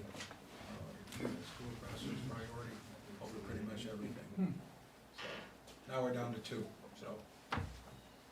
But we had 11 elementary schools in town at that time too. And you said the police did all You of them remember back that? then? I do What's that? remember that. You said the police did all of them back then? No, we had crossing guards. And then this. But if they weren't at the crossings, if a guard called in sick or wasn't there, a police officer had to cover it. When I was in grade school, John, I was I can't remember what the hell they You were guys had called back crossing guard then, on the but arc. Safety patrol. safety patrol, yeah, you got a little badge and the police guy came down, trained you. Triple A. Yeah. Automobile, what was that? I can't remember. AAA. Yeah, AAA in the badge. yeah. So John, you're trained. Yeah. Very good, Oh. chief. We got, And you said you were, so you are too. So what do you want, Wayne Street or Washington? my days of covering them are over. There's a lot of them. Is there a reason why the school doesn't help with that? Or By law, they do not have to. by law, they don't have to have crossing guards? They don't have to, it's up to your municipality to cover it. Now, if the school system wants to take it over, we've had these conversations many times with them, and, they do not wish to take it over. So there's a price on safety. That's interesting. But it's the obligation of, it's the obligation, Yeah. it's the obligation of the municipality to cover school crossings. But we have, SROs, they want them, they help participate in that pay. Yep. Okay. That's, What determines though, Mayor, where the crossing guard is? Well, right now, we're down to 2 elementary schools, Right. okay? Eastview is really, There's none of these. yeah, and there's really, there's really not a need there. But Washington West is, you had 15th Street, and I think the one is at 15th Street now, yeah, and not in front of the school. And that 15th Street is actually pretty busy. Oh, yeah. When you have the 15th Street project, and then you have in tandem there also. So you get a lot of traffic there, so I think that was how that was determined. We just made that determination, or the state tells us? We made that determination, yeah. So, Okay. Down to 447, the number that Lens has is 23,545. Actually, I need 24,565 just to meet our contracted services obligations. That's like 24,565. That's bare bones for that line. Oh, well, I thought we had 25,045, we cut 1,500 out of it. At one point, I thought we cut down to 23,545. what do you have, Lens? 23,545. So that's like 160. have 23,500.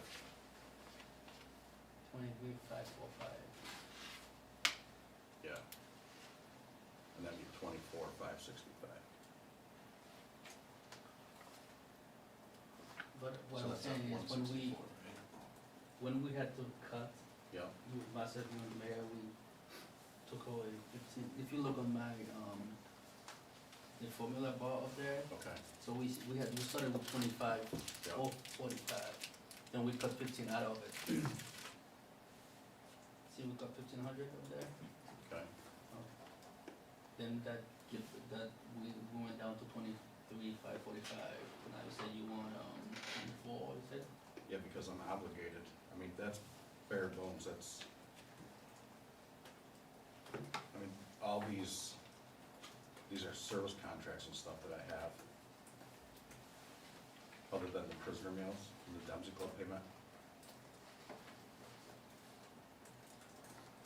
So I'd have to get rid of one of the service contracts to get down to the 23,545.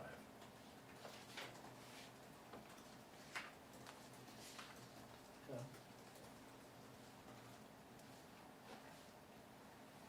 So if I had to cut 1,020 someplace else.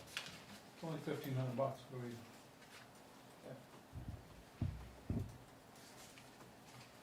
You wanna put it back in? Alright, We're not allowed to have prisoners anymore, right? I cut that down to 500. I have to have some money to feed them. In No. REs, But I didn't think we're allowed to have any prisoners. Once in a while, Oh, we okay. do have domestics, and there's Oh, certain things okay, that okay, we do. You still feed them from Burger King? So if we could do 24,565, I would do that. 565.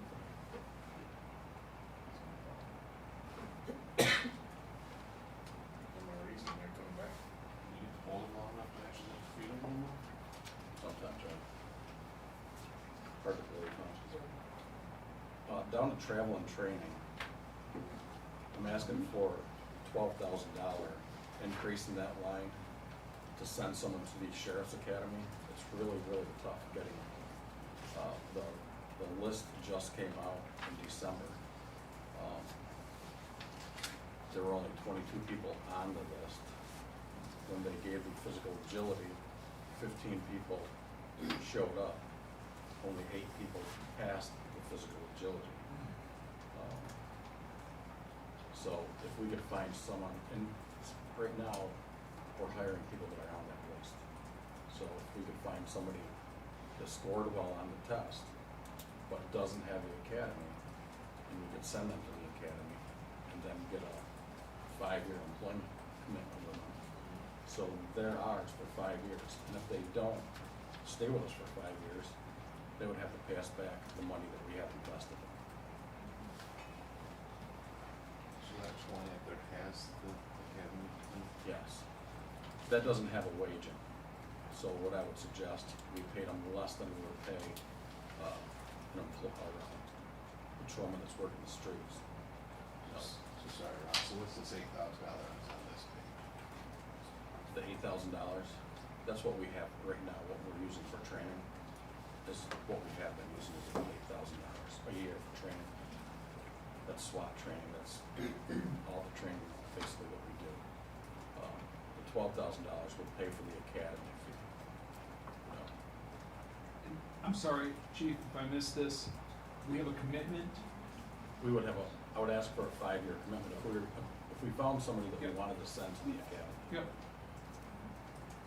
Under the general municipal law right now, you have 3 years that you can get your money back. Yep. If we paid them a salary and benefits, we gave them a car, and paid for their academy, I would ask for a 5-year. So what does that commitment look like? Would they actually be able to be working, doing some work here while they're in the academy or no? No, How long of the process is the academy? starts the 2nd week in August, and it just ended this week. 16 weeks. Oh, Yeah. so it's like 4 months long. Yeah. So that 12.5 just the academy. That's just the academy fees. I mean, because you have, that's the tuition, that's the ammunition, that's everything, other than a wage. So with our department, we can't have part-time employees. So we'd have to have a memorandum of agreement with the union, and someone, we'd do a less salary than what the patrolman's making right now, because they would be going to school. You know, then we would have someone that we want, and somebody that, if they decided to leave, they would have to pay us back the money that we have invested in them, depending on how long they're working for us. Okay. Was that, yeah, we actually just did this with, who was the officer? Colton Miller.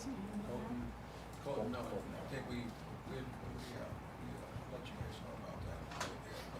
We just did this, and we came to a memorandum of agreement with the union for $20 an hour.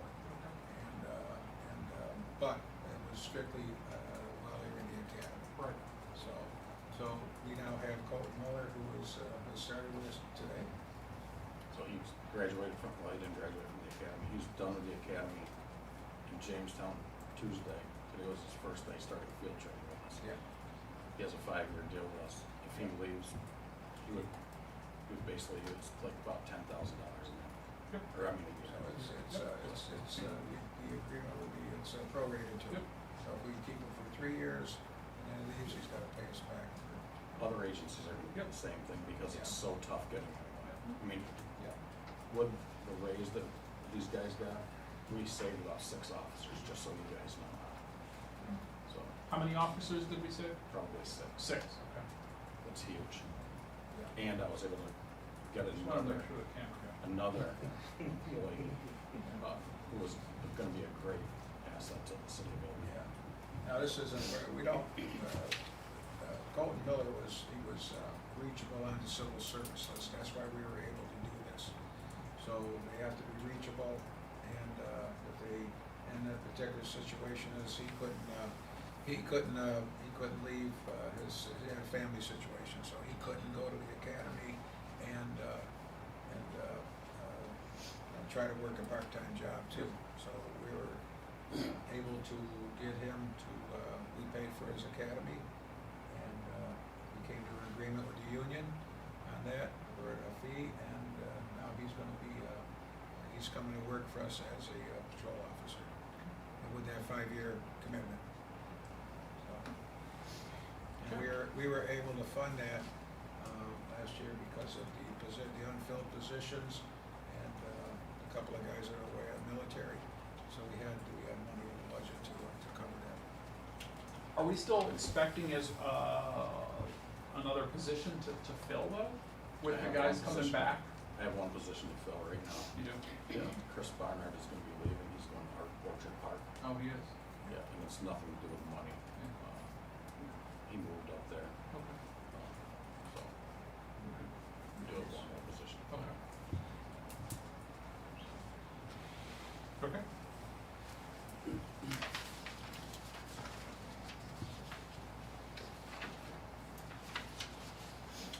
I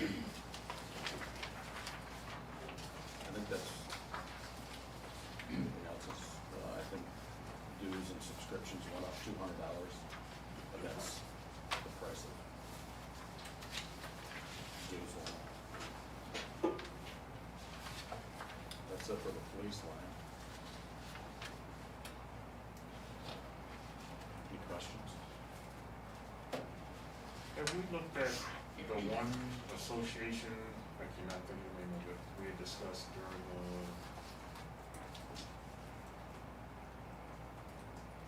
one committee, the police committee, we talked about maybe getting with the one association because it added some accreditation to our police department, I cannot think of the name of it. I know, I'm not helping you here, maybe, no. Mayor, do you remember the name of it? We talked about it during the police reform committee, there was, accreditation we were looking at, maybe trying to get. I do remember it, I can't put it together. Okay. So, I but, was just curious, yeah. we were still Was it, looking at doing that, or, DCJS, Division of Criminal Justice Services? no, that wasn't, Okay. yeah, I was just curious, so. I don't remember. We're Yeah, actually, Chief Richardson has had a person that was working light duty to start to put together the package for moving towards accreditation.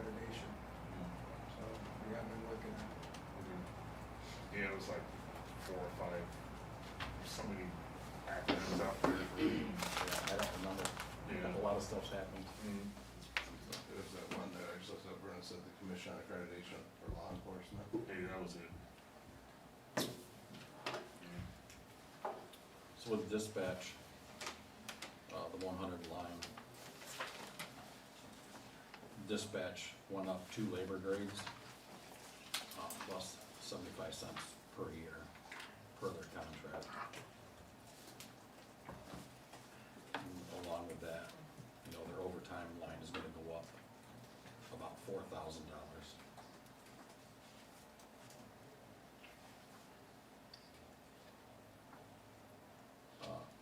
Then the 102 line is personal services, that covers the difference in out of title pay. Shift differential, not a title pay. The second page, that I gave you guys for dispatch, that kinda has a breakdown of where the numbers come from.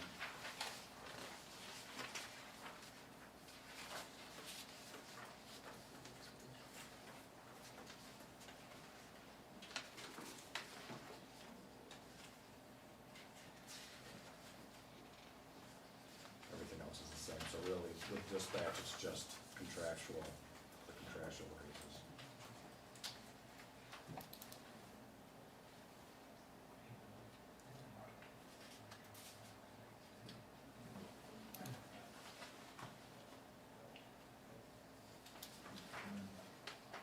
They're in the CSE.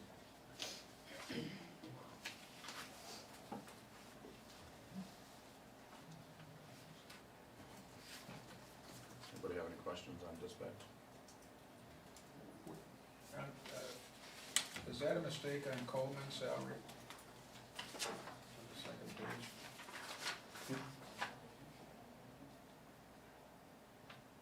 You mean on the first line? Yeah. I'm not,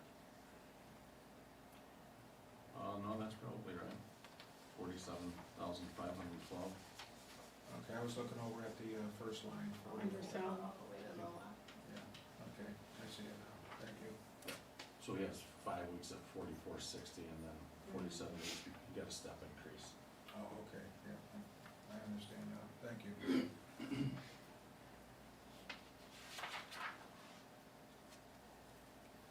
Hmm.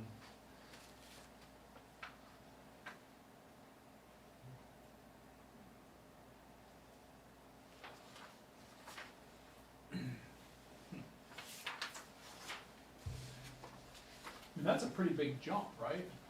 Yeah.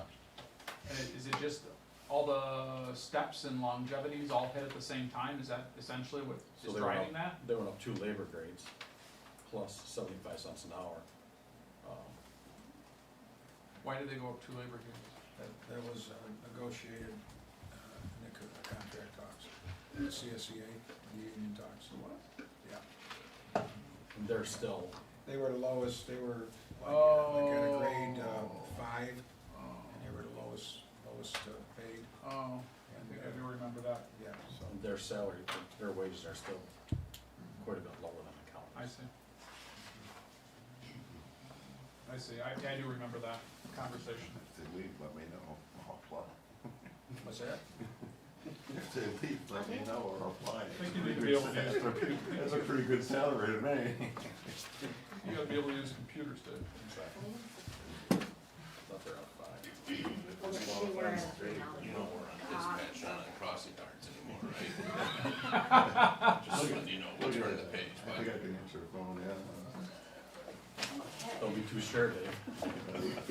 I know, Pretty hectic at times. he can't even turn off his phone during the meeting. For that, that's all figured out. That's gonna do that, right? Yeah. All right. Well, it's on the. Welcome, Sonia. Yep. Animal control, And we still have that. all the meters up on the streets, front there, back there, and there's a. My phone's on silent. So right now Cindy Nuff is working part-time for us. They could, She's working average of about 20 hours a week. You know, sometimes she has to go over a little bit. She's been doing a really good job. She's handling pretty much anything to do with any of the dogs. I mean, she got a net and caught chickens. So They were Doherty's. we tried to give them to him. No roosters. So that 80,000 that's in there is for 20 hours a week? So we've only used 14,000. Okay, We need okay. to do something, we need to get a program going It's actually for cats. control animals. You know, there's a major problem with cats in the city. There is, except just- can't find mine. Just It's so probably everybody- running around my house. so everybody knows too, we have 5 communities right now. Town of Olean, who basically you could say is the host community for a kennel. Where everybody's using their kennel, which has 3 bays. City of Olean, Town of Allegheny, Village of Allegheny, Town of Hinsdale. And I just heard that the Village of Portville may be interested. They use Cindy Nupp also. But everybody's reaching out to the county. The town is willing to put a bigger kennel on their property. It should be about 10 kennels to 10 runs. And so we're looking at everybody's contact. I've already contacted our legislators, and I haven't heard back from them. I gotta follow up, but we're all contacting our legislators and looking for $75,000 to $100,000 to build this kennel. And then we'll all have a share in it, and contributing to the cost of running it, but we'll also have a location to take our animals. We're using it more so than any of the other communities right now. And the town of Olean is being very gracious to let us use it. So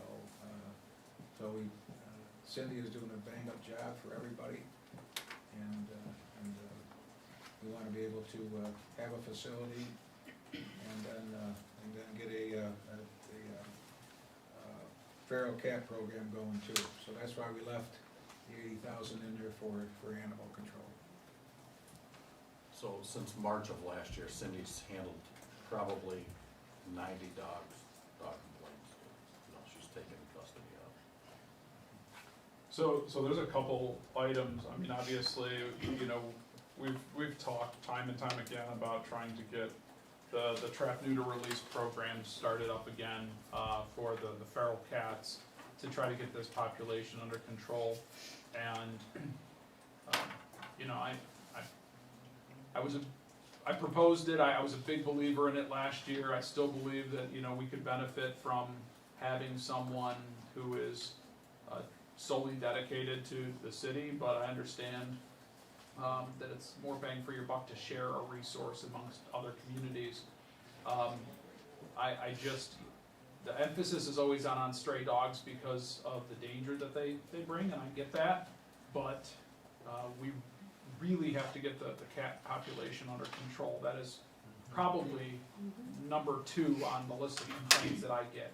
And I'm more than willing to be a part of the solution and talk. I've done more research on this topic than I would like to have, but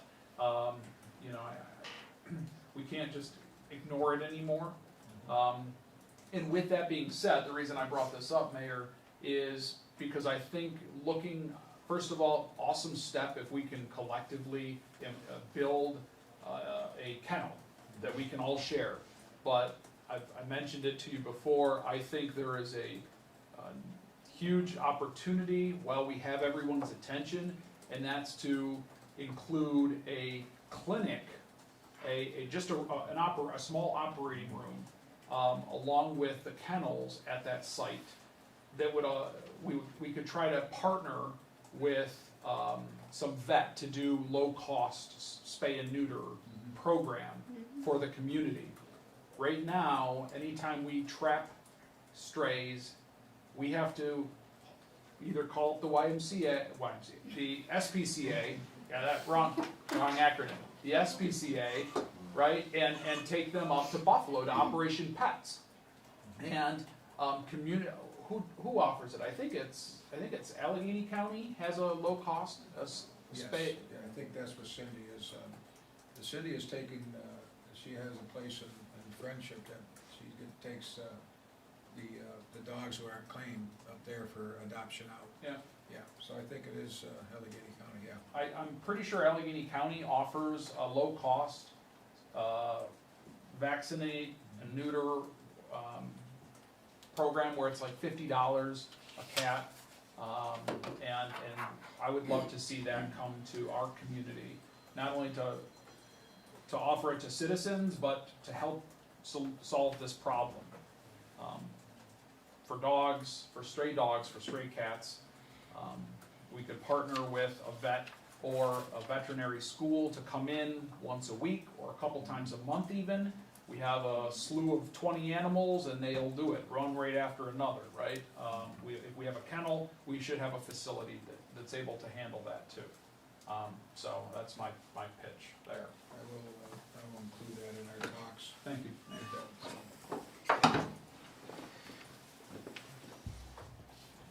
Anything else? Is that it for the chief? Get one more. Oh, one more? The COV board, What is it? COV board, Not me. I think it's the PD. Send it to the mayor? It's got its own line, so survey and review board. We put in a line for survey and review board.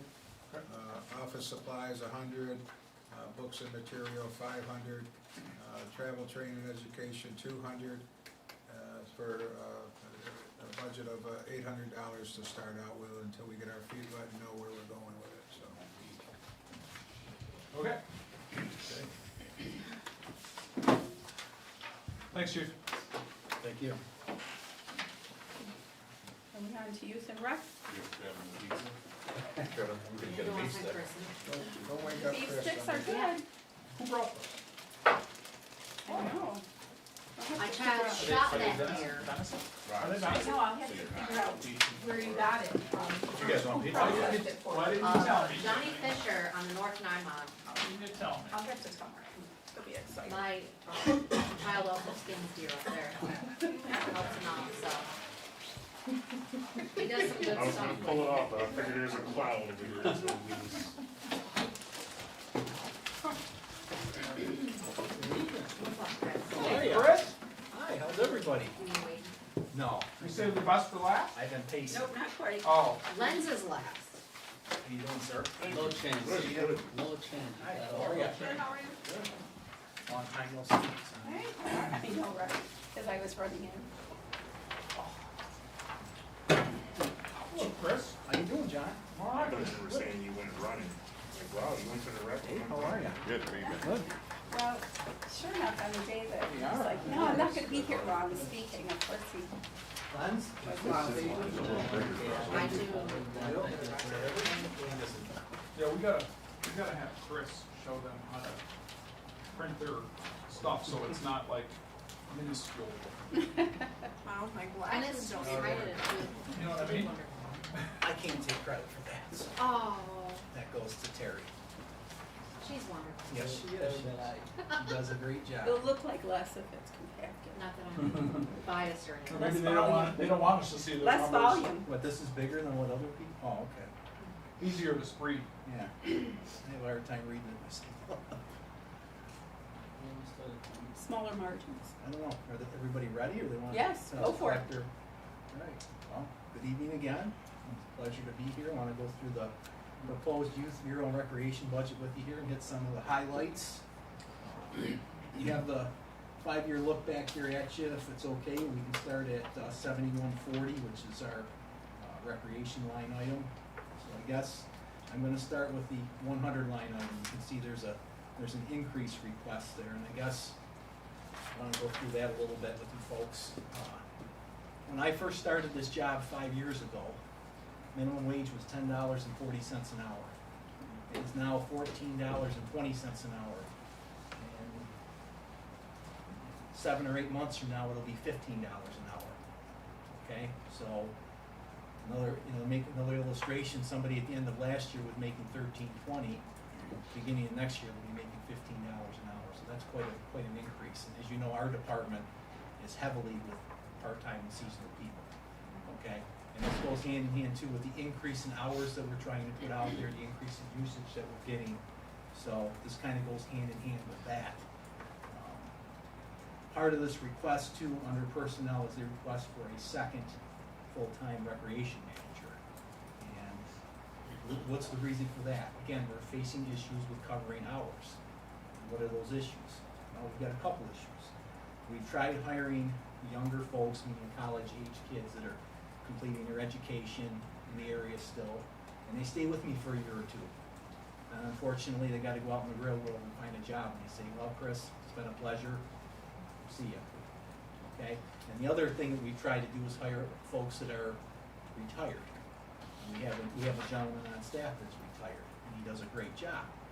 The issue we have with that is, I don't wanna work a lot of hours. And I understand that. You don't retire from a full-time job to work full-time hours, or a significant amount of hours. Another thing that we're faced with is Obamacare.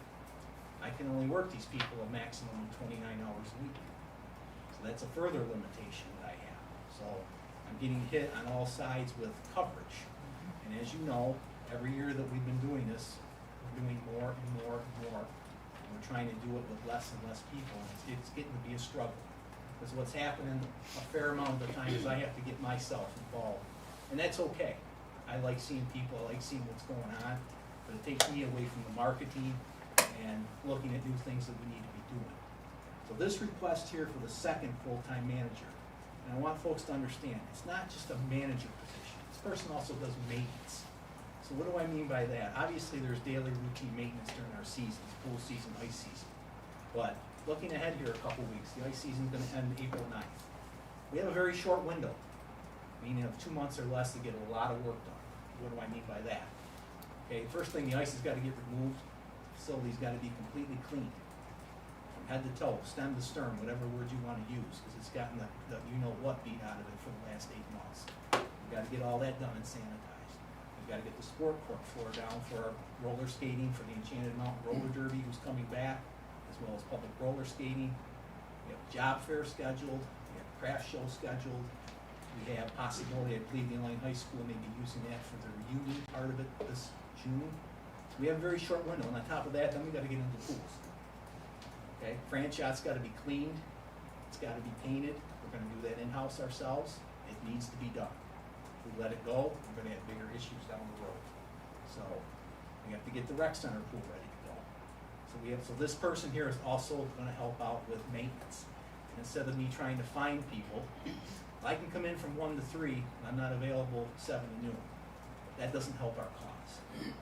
We need help, and we need help, because unfortunately, years ago, the downtime was 2 months.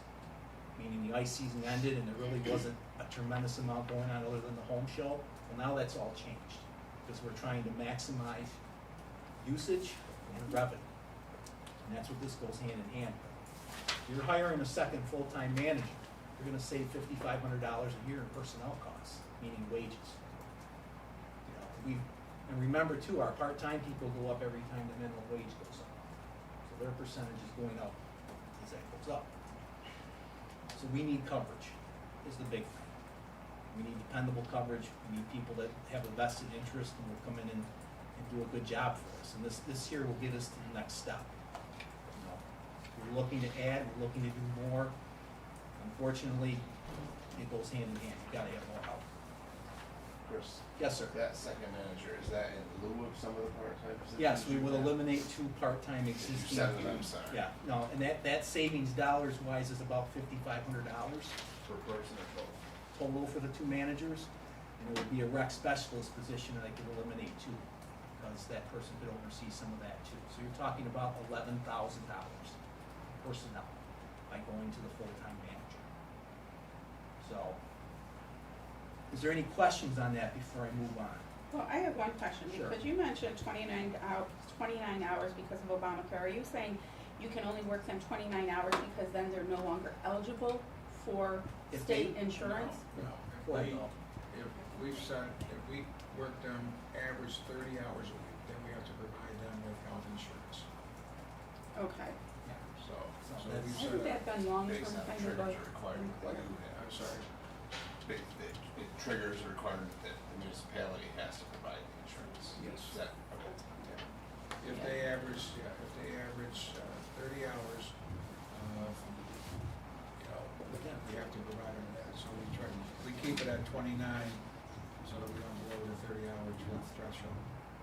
But that's been kind of a longer-term issue, right, in terms It's of part of the issue. part-time? Yeah, it's part of the issue. Yeah. The other part If I- again is the availability, and getting people into work and stay here, because then you have the problem, well, they leave, then we start the training process all over, which puts us further behind, because sometimes you find somebody that's, quite frankly, not as good as the person that was there. So that's, Yes, sir. sorry, Dave, go ahead. I was just gonna ask, so how much would that full-time position cost? It's a labor grade 8, so that would be, I get that figure right here for you. Full-time person would be $44,262, year one, Plus benefits. plus the some benefits. benefits, yes. And then you're saying that you would save the 11,000 from the 11,000. two, so you're looking at an increase of 33 plus the benefits, right?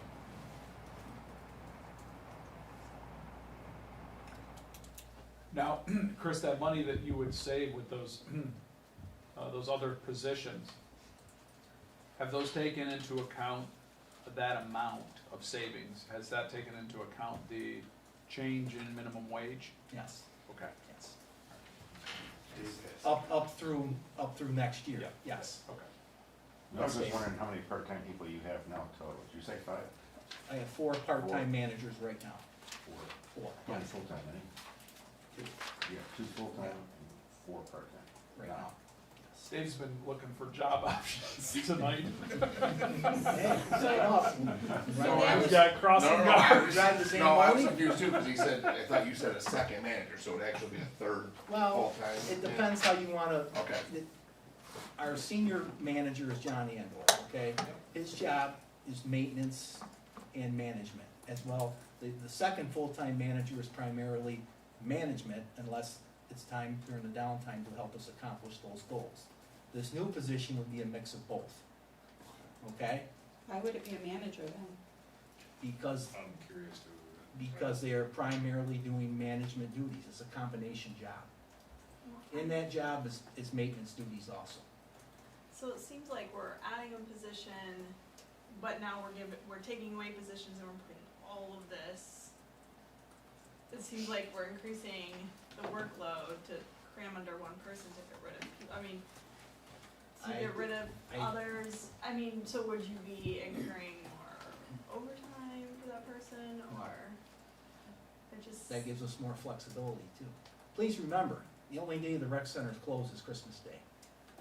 We are open every other holiday to some extent. The ice season has been extended 7 days a week? 7 days a week. When the pools are open, they're open 7 days a week. You're open 364 days a year.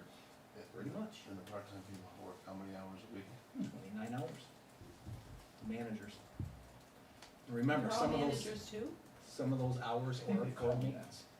So so you would eliminate 2 29-hour per week positions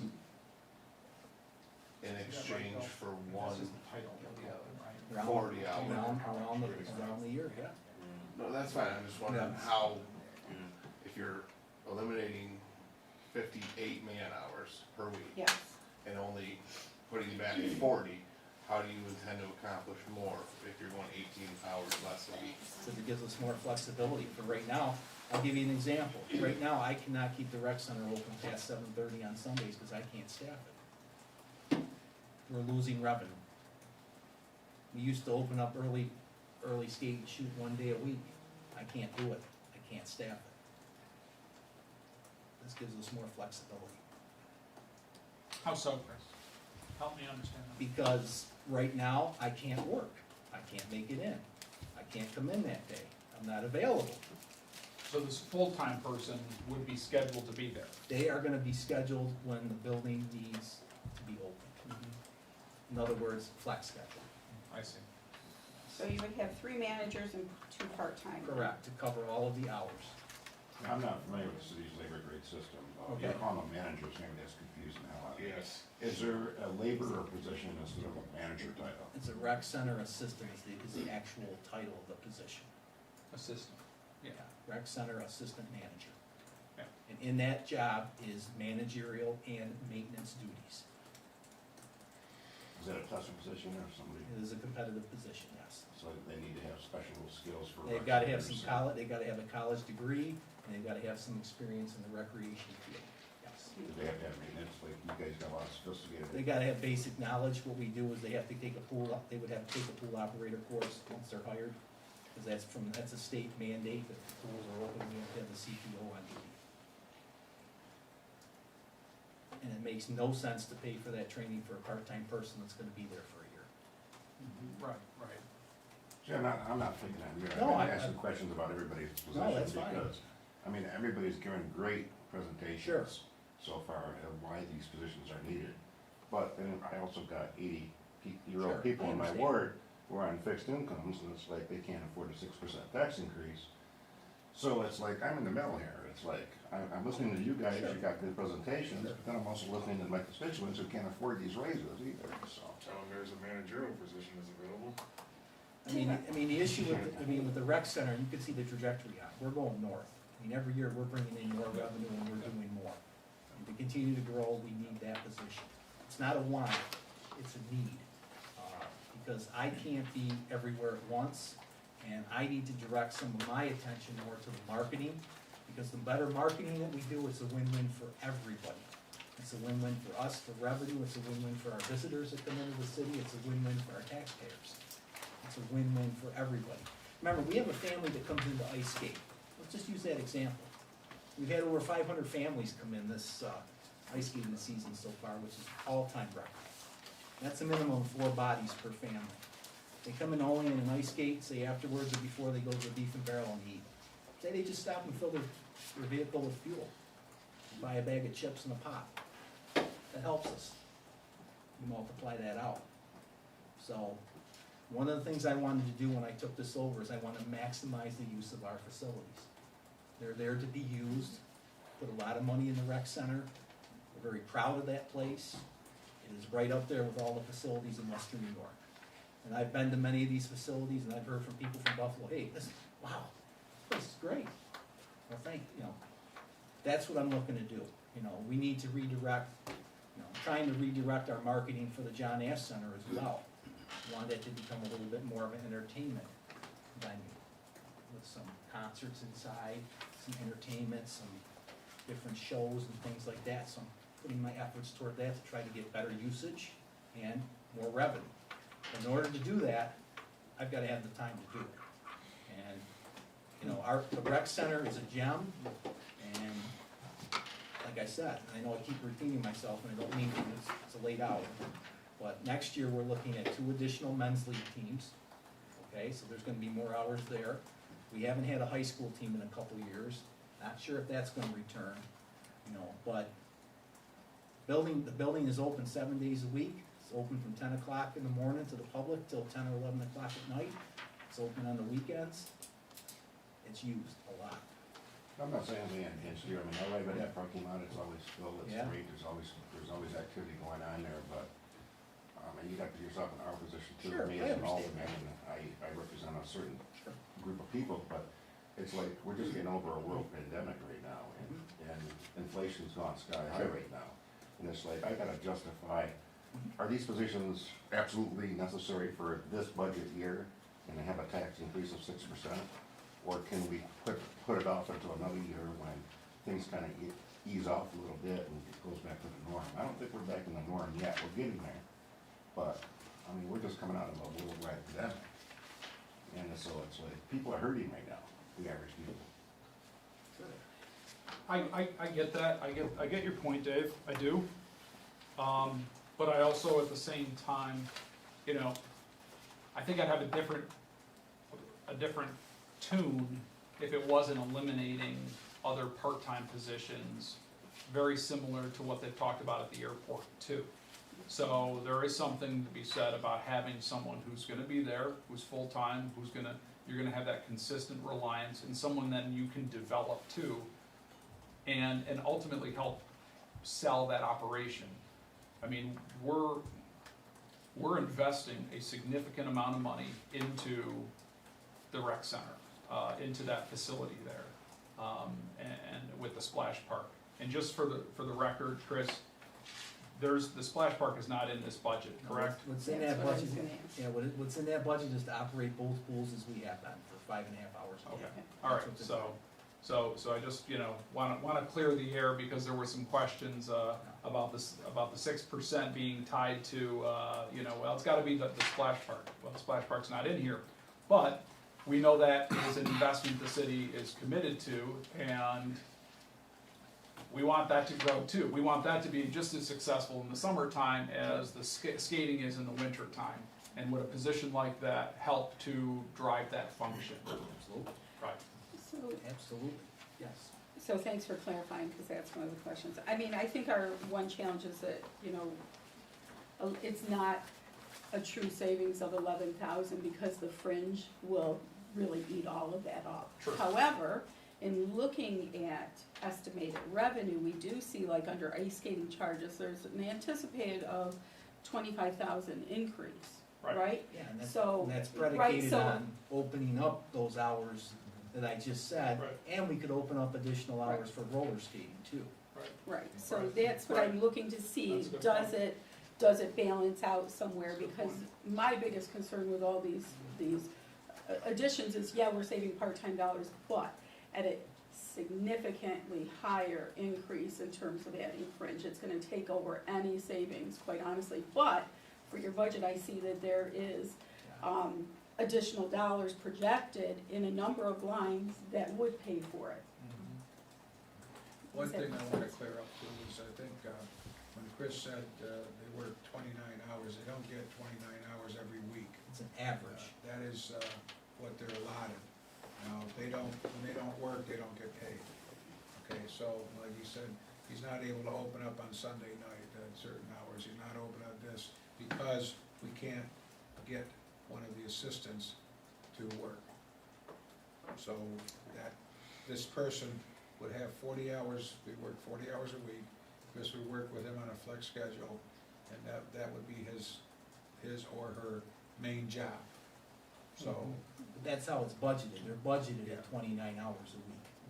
And forgive me if I didn't clarify that, but that's the point is, yeah. if we're gonna maximize that facility, we've gotta have somebody in there with vested interest and can grow and learn and move forward. And I believe that's the best way to do it. I've got a quick question, probably Len's might have access to it quicker.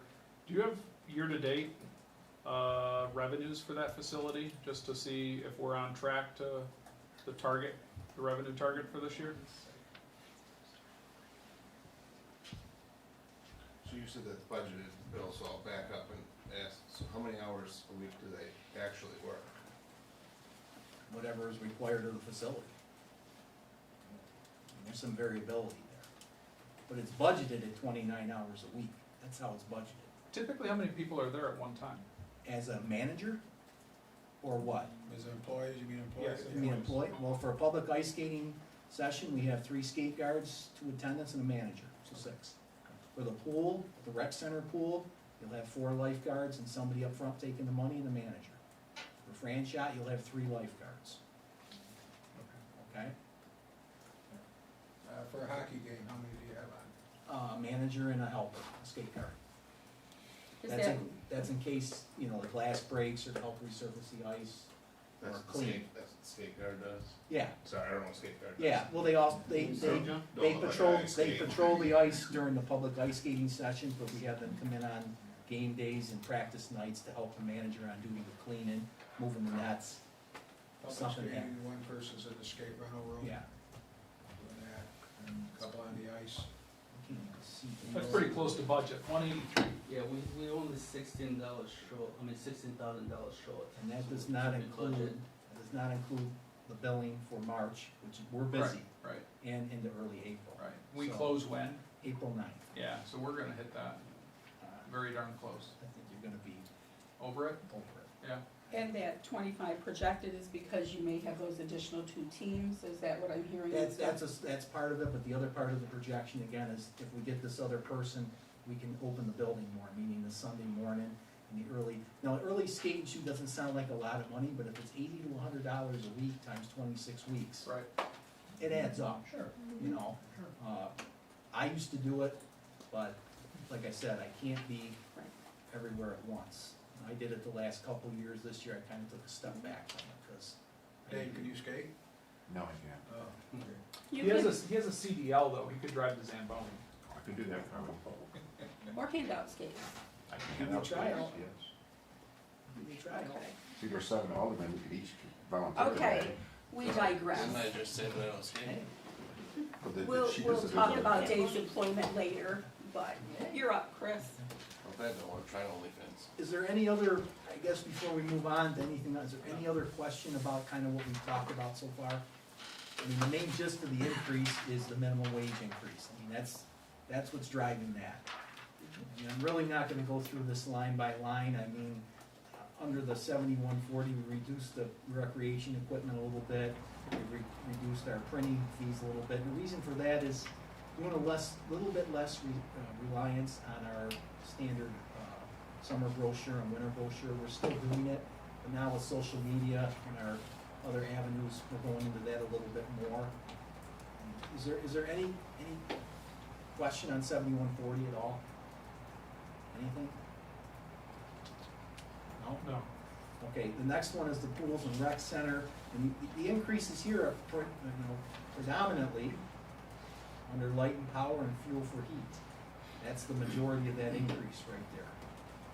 So what would bring down our light and power? I mean, what do we need to do to the night skates? The entire building is now LED. So for every place else that we've had LED, it had cut their power costs kind of I was gonna ask that, dramatically, cause it every seemed other like. budget came through with like. Was way under Like when we heat went was to LED. way under and left alone. We talked about that before you got here, Sonia. I Okay. think there's something that we need to have a discussion on and look into, something to do with how the electric credits have been applied. Well, no, we talked about that last night, yeah. Yeah, and then we talked Yes. about it again Okay. with another department, with the fire Okay, department earlier. so that, So that would impact, okay, it that's just- impacting every yep. department, yep, every building Okay. is an increase in light and power. So, okay. Back to figuring out what happened to the credits. yes, how they've been applied. Well, the credits are there is how it's being applied and where it's being applied. So we'll have that rectified before budget closes? Yes. Cool. I like that. I'll contact, Sure, okay, will. April 14. I will reach out to PWB, Okay. Justin President tomorrow and see if he has any idea, from this time doing it, but, the audit for the last 2 years, so maybe I'll get something from him. You're probably gonna get more from him than you would from other people.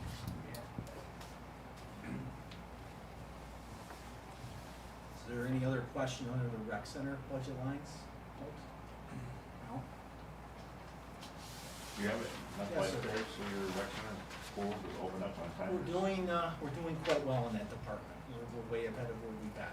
I'm working with the Olean School District. They're offering some training classes at really some reduced rates for our people. So we've already, I think I've got like 6 or 7 applications in the drawer already. So that's a good start for being March 8th. So I'm optimistic, yes. Yes. Next line item is Youth Bureau. Increase there is personnel. Pretty much all the rest of them stayed the same. The program budget for that has stayed the same. We do get some credit from the Youth Bureau monies come from the state to the county to us. They amount to approximately $16,000 a year in revenue. So we just sent our paperwork in for it this year. Anything under the Youth Bureau?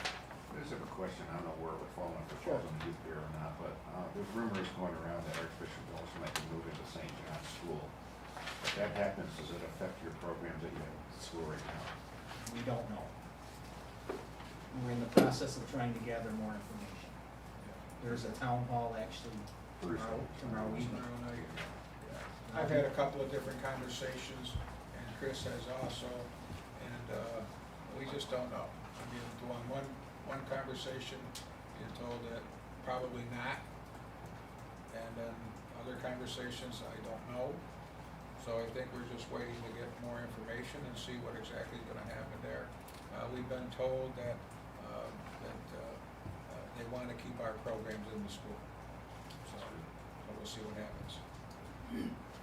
Now, these youth programs here, Chris, Yes, sir. that includes what's happening at the after-school program, right? Under the program line? No, you just under the 7310. Okay. Personnel Okay, services. who's under that is myself. Okay. We have 3 housing court specialists that work out of our 3 municipal housing courts in the summer for 7 weeks. Okay. They're under there, as well as our youth court part-time coordinator. Okay, all right, That's who's actually under Okay. that personnel. all right. All the rest of them are under the 7140. Where's the St. John's program? For personnel, Just in total. that would be included under the 7140 personnel. Oh, I see. Okay. That's all of our part-time help, skate guards, lifeguards. Does all of your sailor come under that line, the 7310? It's split.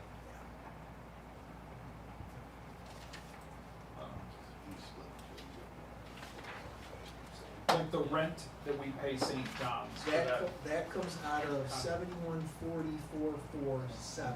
contracted services. Yeah, Yeah. and that's not all St. John's, Yeah. some of that is background checks. Okay. Yep. All right. Anything else before we flip the page? No? Okay, what's next? Bartlett House is next. Again, there's virtually very few changes here. They're gonna decrease, in fact, on the total, a little bit on this, so. Council have any questions on historical property? So, I do have one question, Sure. because it seems like of all the facilities, that's kind of the least utilized, other than it's beautiful at Christmas and that, because it looks like it's like the rental is about 3,000. Is there some way to maximize? We're doing more up there. The last couple of years, we were really impacted heavily by COVID. Sure. And all of our program was. Sure. Our marketing director up there, Gail First, she does a great job, and she has, we have a psychic fair lined up here shortly. We've had a couple baby showers. We're trying to market more for baby showers, weddings, things like that. So yes, we're gonna try to double our efforts up on that, try to get that a little bit more usage, but it is, like you said, it's used very heavily at Christmas time. And she has a lot of different events that she has planned, so this will be the year we'll go up there, and hopefully we get back on some normal footing. It's just taking a little bit longer up there because of the situation.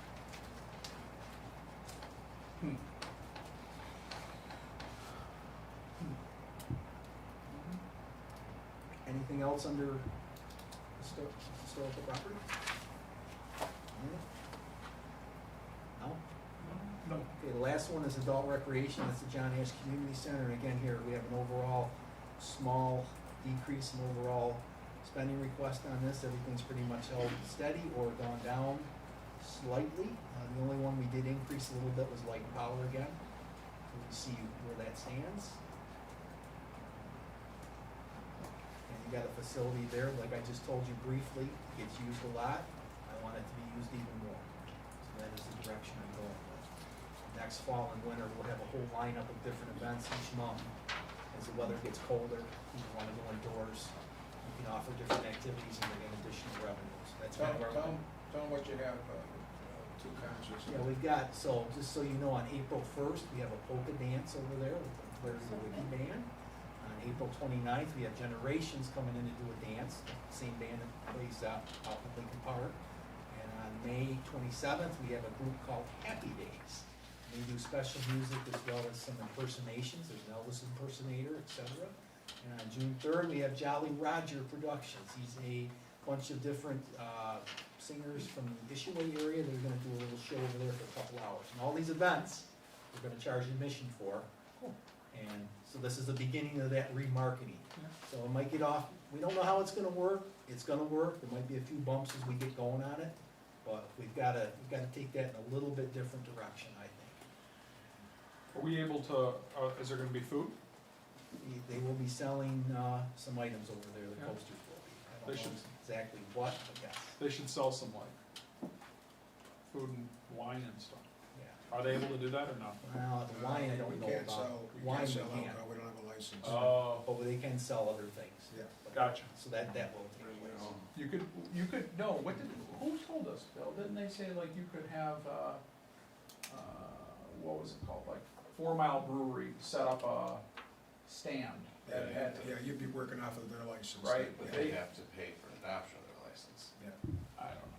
When you go apply for something like that, like, maybe back in the day, the OLDC did the brand new bash, and we did it through the chambers, you're allowed so many, but like when a caterer does it, they have to apply, and then there's like, to go through the process to get permitted for that, they would have to like set up, like, how your security, how your POS and all that stuff, so there's a fee to doing it. They could do tastings. As There you long, go. as long as they're not serving full or, You don't selling. taste too much, huh? Right, but they're allowed to come in. Just something Yeah, that people might go for. yeah. I don't know, we were talking earlier about that splash pad opening up. Is there still on part to open up this Labor Day, or this Memorial Day? No. No? Not Memorial Day at this point, no. Not because of the redesign of it. That kicked it back. So, we've passed the seeker, and I don't wanna steal the mayor's thunder, but, we're waiting on some final documentation, before taking it out to bid. Where I was going with that, I was just wondering, like, if it did open, if it does open this summer, is maybe we could schedule a concert in that park, so we could, showcase the splash pad, and have the public come and see it. You know, Grand opening. He's Still trying to find another job, Dave? know, I think what's it? Still trying to find another job? No, I'm not. Ben, you're doing that, don't I? we got 20 concerts scheduled for this summer across the street here. Last year, we had about 4,700 people attend, so it's just grown phenomenally. Yeah. We'll try to put a variety out there. Yeah. People really seem to enjoy it. It gets people out, gets people downtown, gets people talking. So, really looking forward to that. We're gonna start that May 18th, I believe. Yeah, and I think it looks fantastic, and I've tried to go down, and at least walk around for a number of them. It does seem though that would be an opportunity for us to maybe contract with someone, because I know right now the church kind of comes in and sells stuff, but for a revenue stream in terms of, a contract, you come in, you pay X amount of dollars, and you're able to, because we have that house in that for at one point, there was somebody in there for a little bit of time, and then, so just as we're looking at, how do we, we're not gonna balance the budget necessarily with it, but every little bit kind of helps, and, even if we got something for somebody coming in and then selling. Chris, 30 years ago,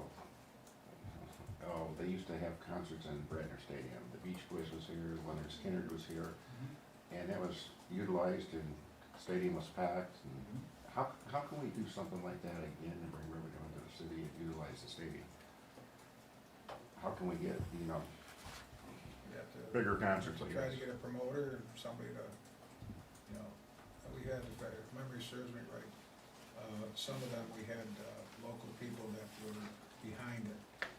Jimmy Duallery was behind the Beach Boys at that time, so he put up some money for it. And try to get promoters, and, there's quite, it depends on who you get in there. But it's a thought, so.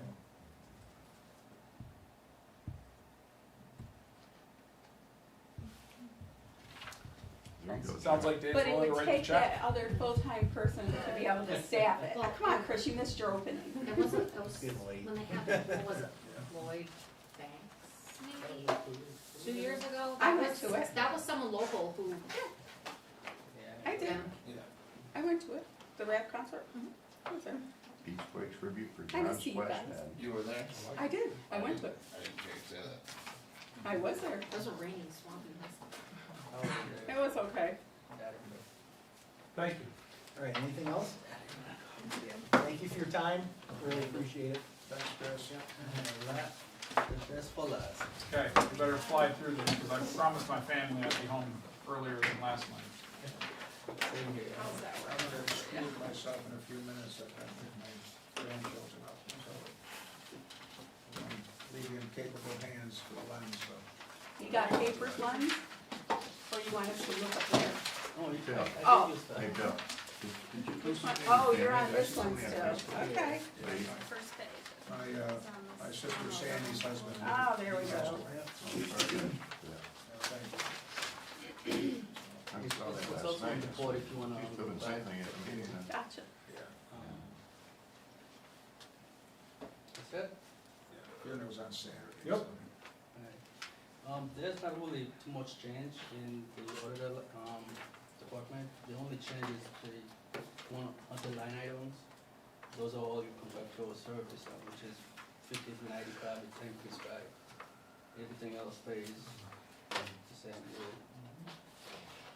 I kinda moved some money around, like, 411. I dropped it to $800 and moved that 200 down below to repair to equipment. And that's pretty much it on this one. Okay. On that date. I will follow up with you. And I'll get this BQ energy thing straightened out. And then we have one.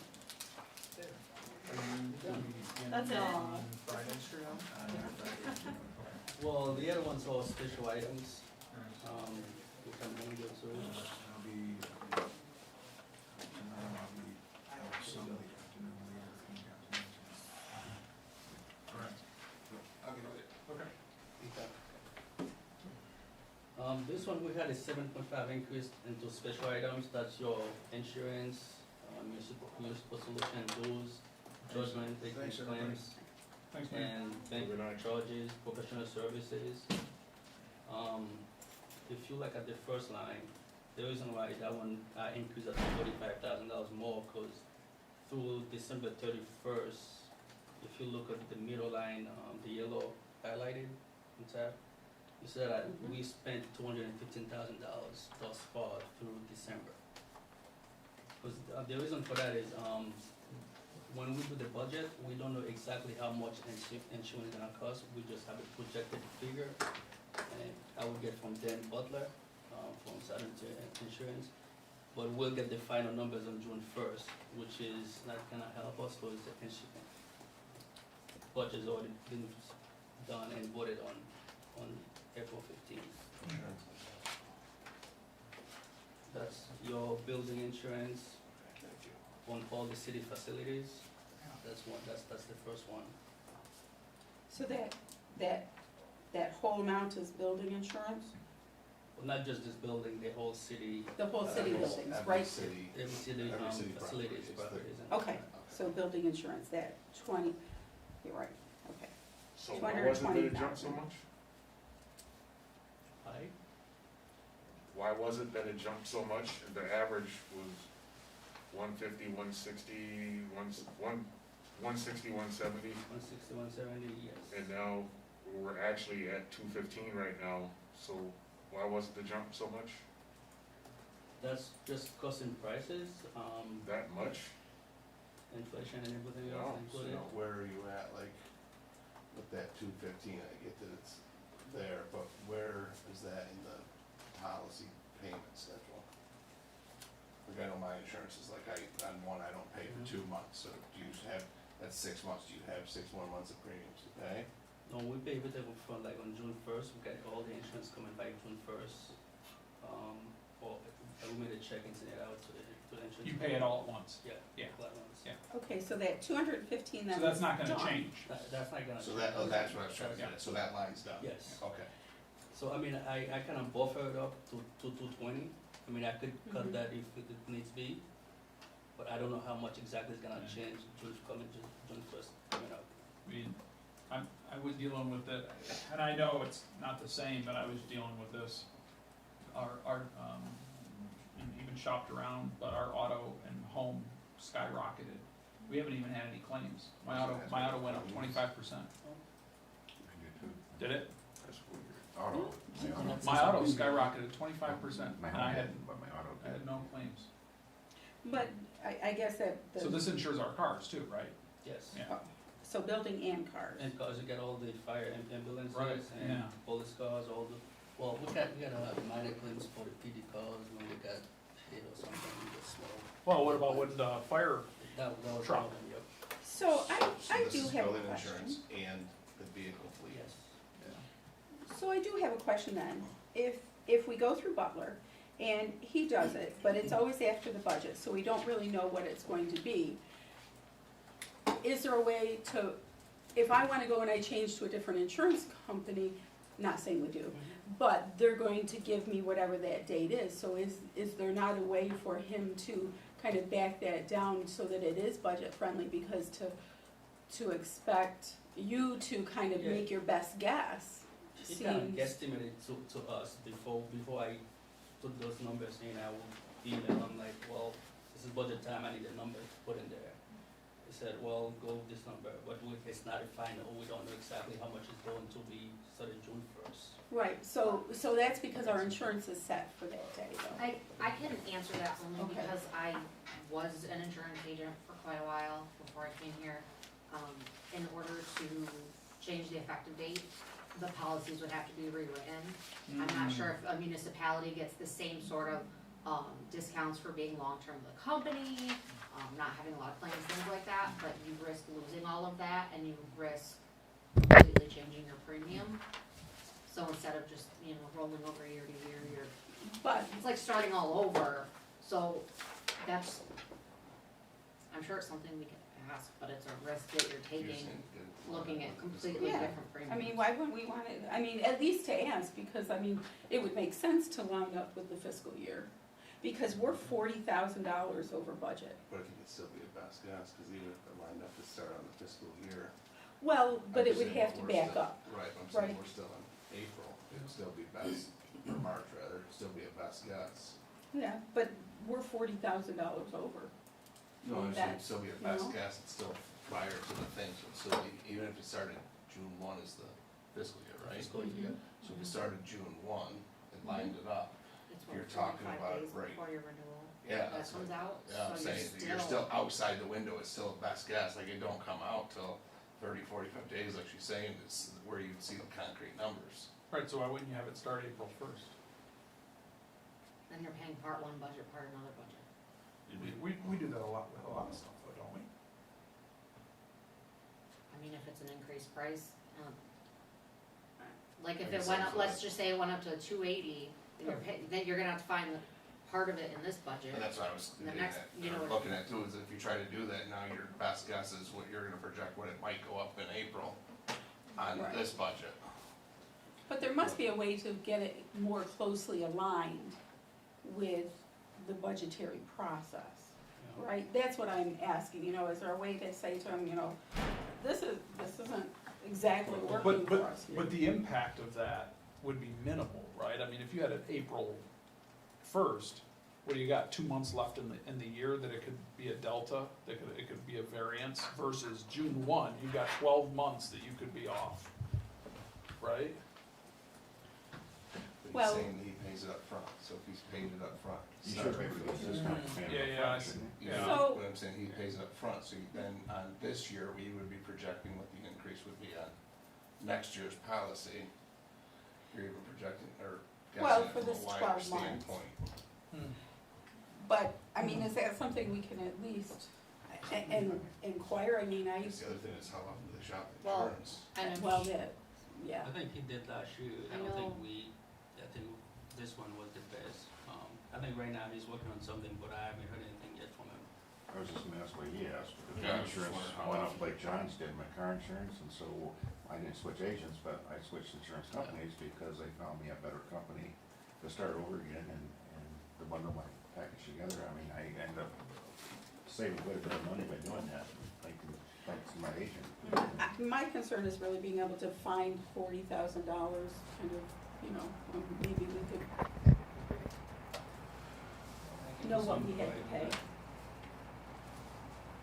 Okay.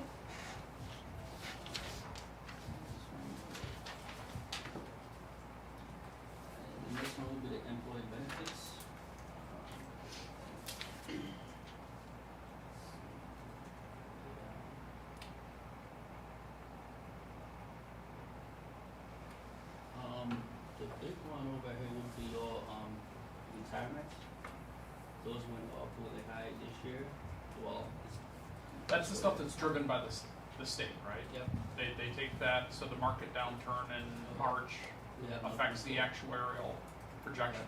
No control Right. whatsoever over that. Right. So basically they give you a number, this is what you pay. Right. Yeah, they do, and it's every like March. So they almost take like a running average of like, I don't know if it's 3 years or 4 years, every and they use a date of the stock market based on every March 15th or something like that, right? And then they take an average, and so when there's a downturn in the market, it drives our premium up. Because I mean, if you like look the first line last year was 256 we paid. Right. Yeah, it was Versus great. this year, we have to go all the way to 3 or 4. Yep. And then if you look back in 2020 and 2021, that was the bad year. This was 386 and 1.3 million, because in March of 2020, when COVID hit, that's when we had a massive crash in the stock market, and that it just so happened it like coincided with the date that the comptroller's office takes the Dow Jones, whatever the stock market results, and that skyrocketed. And Social Security, I bumped that up to $40,000 more. Because halfway through this fiscal year, December 31st, we were only using for 404,000 with 6 months of the year. So I bumped that up to 40,000 more. Last year we requested 660, and now we're up to 700,000. And we'll always bring that down if we need to make some cuts at some point. Workers' comp.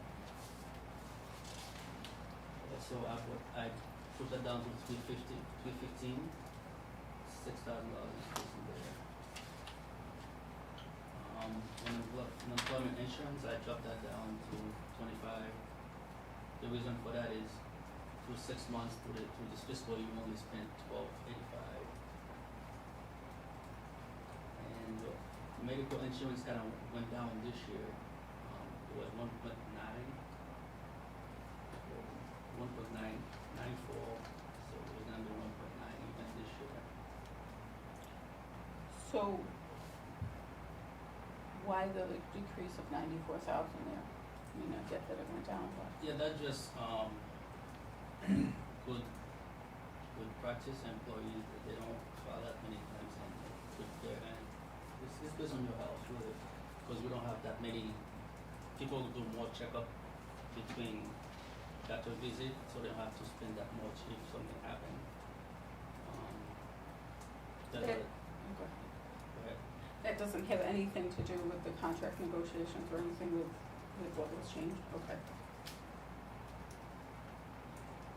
Well, good job, whoever is educating employees on utilizing healthcare efficiently. That's huge. Same person that did the excellent copies for this short.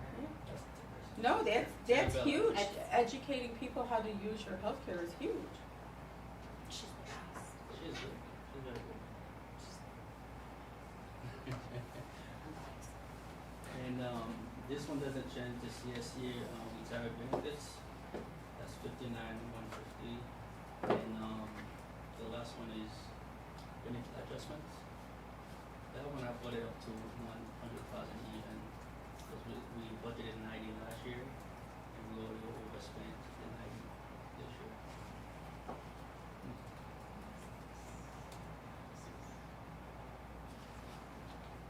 Okay. Let's talk about the bad one.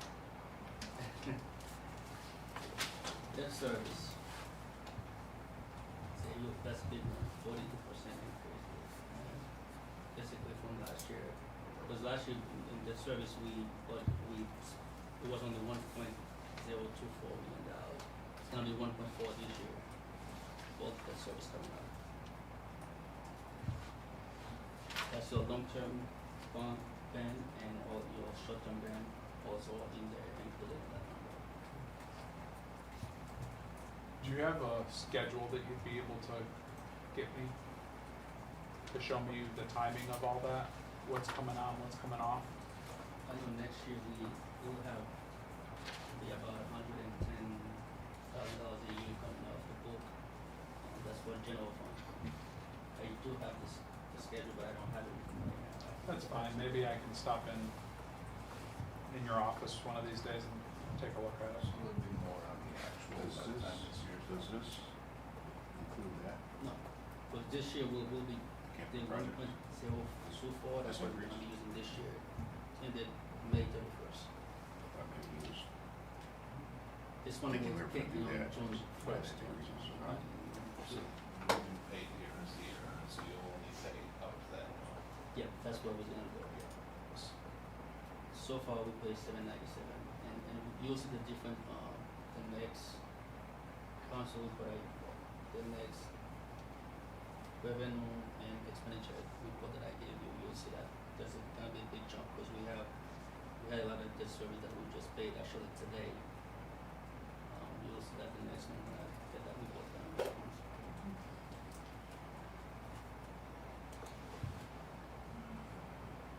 But with that number also, we projected what we will be bowing for the splash park. I don't know if that's, Oh, you did include that for that's here. included in the debt service. Oh, okay. That's why it's so much. That's included.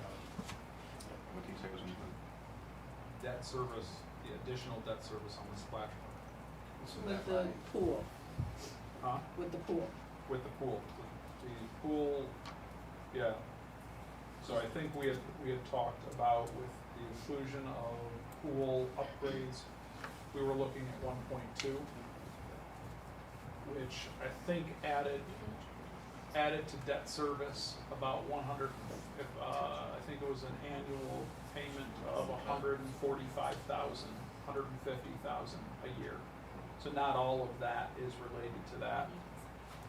Right, Lens? Yes, actually, I yeah. don't remember 125. I'm sorry? Just felt like I remember the number 125. We added for the pool. I'm saying that, I know that, but I'm Yeah. saying that, that was, he said if you resurfaced the pool, it would've went up to that 140 number without resurfacing it, just doing the other upgrades, it was 125. Oh, maybe you're right. That's what I was Maybe getting you're at. right. There were so I many threw that numbers number out there. Yeah, there was that numbers, cause he had the one that talked about if you resurfaced the whole thing, Right. and then if you didn't do that. Yeah, the projected number for the pool would be 102, 250. 102, Yeah, 250. 102,000 Yeah. per, of this 430, Yes. correct? Yep. So what is the other, so the others are just the existing bands we have Oh, and yeah. bonds? Yep. Yeah. We have what, 1, 2, 3, 4, 5, about 6 outstanding ban right now. Can you, can I take a look at that list? Those are the short-term one on the back, Yep. the one on the front are the long-term. So Lens, if we take these capital projects, we're gonna talk about this another day, but if we accept all those capital projects, this 42% increase is gonna go up even higher, right? Or is this, Well, if we pay for them, right now there's no paying for any of those, we don't buy no paying for any of those. right, so that's not included here. So whatever we accept here is gonna, Whatever you accept, and bond or ban for, right? Yeah, usually what we do for those, we use, either fund balance or contingency, leftovers for those ones, we go.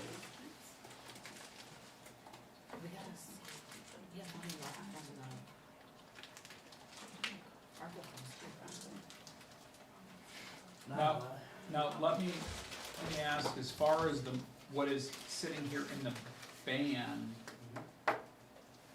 will any of these be impacted by, because a lot of times we might have to ban for stuff and then we get reimbursed on the back end. Are any of these things gonna be, once the project's complete, we get reimbursement for it? Some of the DRI projects, Because there's walkable Olean phase 2 on here. yes. But once we get that reimbursement, we have to pay down some of that ban to make it cheaper when we convert those to Oh. bonds. Okay, okay. Yeah, see, walkable Olean phase 3, we're borrowing 1.8 million projected on that for East State Street, for walkable Olean phase 3.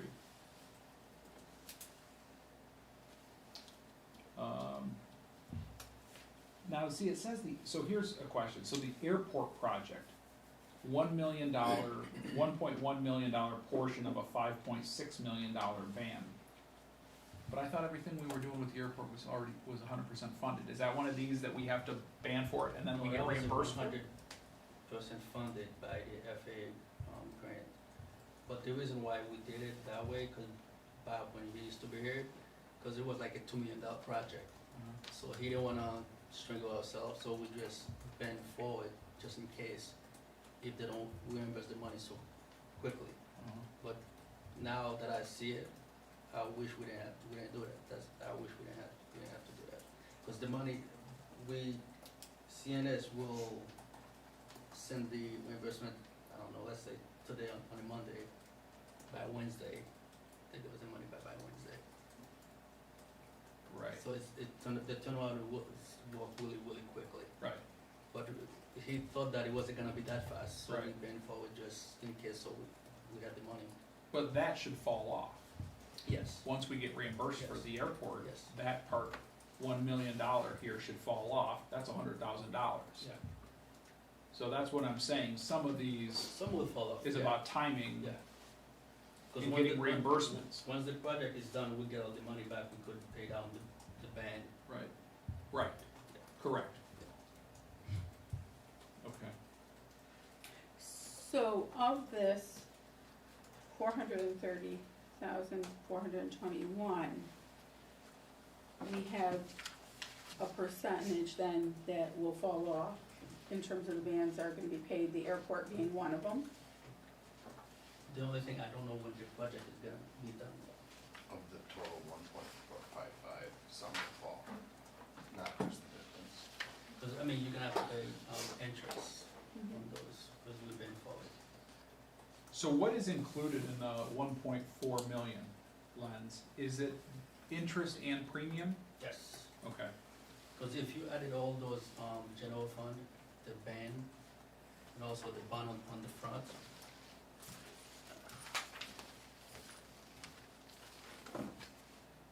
this and this, Yep, all those two. okay. Okay. You get penalized for paying them then? That was the question, do you get penalized for paying them off early? It depends if No. they're callable, I don't know if we do, I think most of those are callable, if we write callable, then it should municipal be. solutions, call it, cause, the airport one was called, A callable- December. A callable bond, you can, We when could you, pay down whenever, you can call it back before the maturity date. Non-callable, you can't.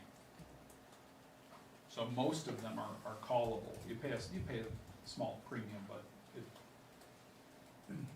the only time, I mean, really, the only time that would be worth it is, one, you pay it off, right, out of fund balance, or two, interest rates go down, which they're not, right, so it's like refinancing your mortgage. So at this point, the only reason you'd call it early now is if we wanted to just say, take fund balance and pay something off. You could Or do we that. get reimbursed from Well, the airport? So we would not go to bond. 2 steps in a process is a ban, the bond anticipation note is short-term financing. So if we're expecting to get reimbursed on something, we keep it in the band. Mhm. We can keep rolling that over, and that's short, so then once we get Airport is a band. the project is complete, and we get reimbursed from the state, whatever, then we can pay that down, and we can clear that out. Once a project is complete, and then whatever portion we're responsible for, if we need to finance it, then we roll it into a bond, which is obviously a fixed, longer term Mhm. debt service. So like, yeah. So and I thought we looked at this pretty deeply last time, Lens, I feel like, I thought we saw some light at the end of the rainbow here with some of the debt Yes. service falling off. It's not on that schedule though, that's Yeah. just, Yeah, that's just for the fiscal is coming I up. don't know if it's in 3 years or something or other. No, there's one coming up next year, I'm trying to see if I could pull it in my email.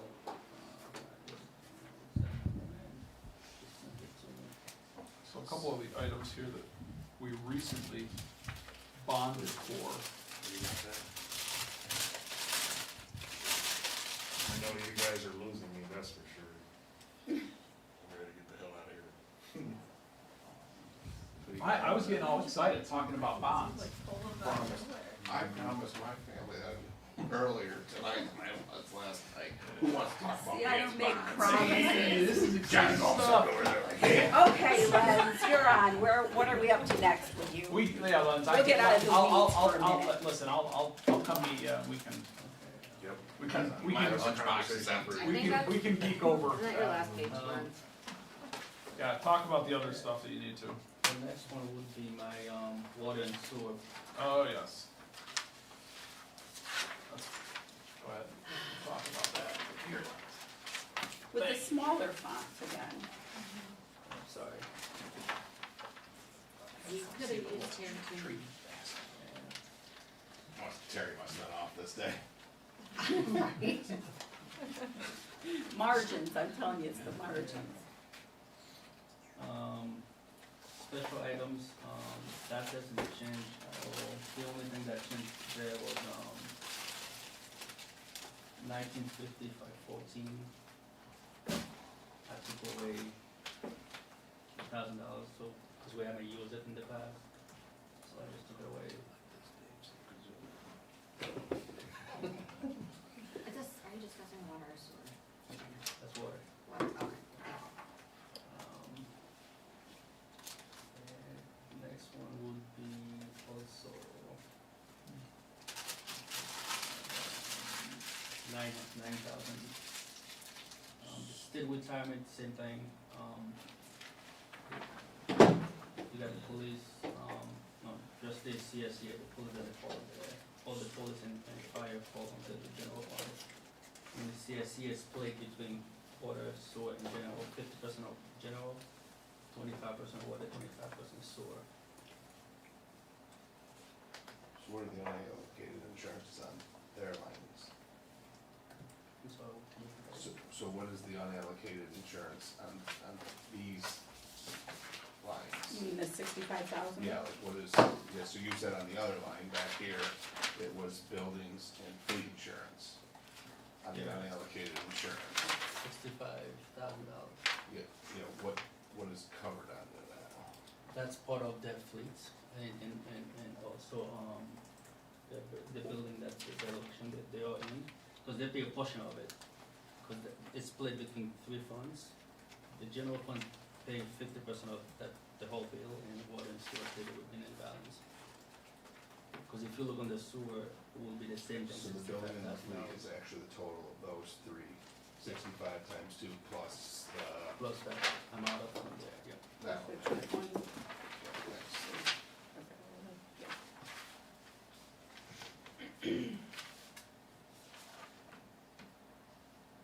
And this one, debt service, at the bottom part of it.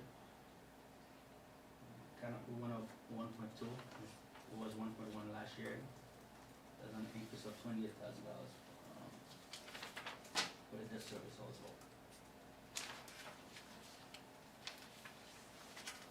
With the interest rate, that's what kills us, because the interest rate went up, so they all changed. Last one would be sewer. Next page.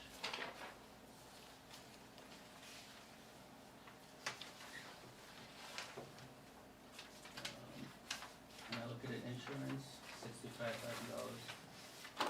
And I cut out the bank fees, from there. The reason for it is, now we make, the customer now pay the bank fee instead of the city pay. Because when you go online and make the payments, there's a dollar charge, instead of us covering that fee. So we take a dollar from the customer, now they pay the fee themselves. That's a credit card charge and that they would keep out of your payment. If your bill was like $10, you pay $11. $10 for your bill, and then the $1 for your credit card fees. So there's still a shortfall somewhat on them when you do them in the city, right, with just a dollar fee? Yeah. Cause the credit card keeps like maybe 3.5%, Yeah. but you're only charging a dollar flat But fee. prior prior to maybe last year, the city would to cover the whole cost without charging the customers as for credit card fees or anything. And I do have to think it's probably more efficient to do that, even though there's a little bit of a loss there, because I think more people will pay it online and they won't be having to send out delinquency notices, et cetera. Although mine's like never really. Sorry, Housekeeping, are you? who's driving me nuts? Gotta put them away so I can't see them. Okay. Same thing over here is state retirement insurance, 152. Last year was 130, and 22,000 increase there. And health insurance went down 5,000 over here. Workers' comp went up $1,000. And this one is not so bad. The debt service for sewer was 1.238 and it's 1.241 this year. This coming fiscal year.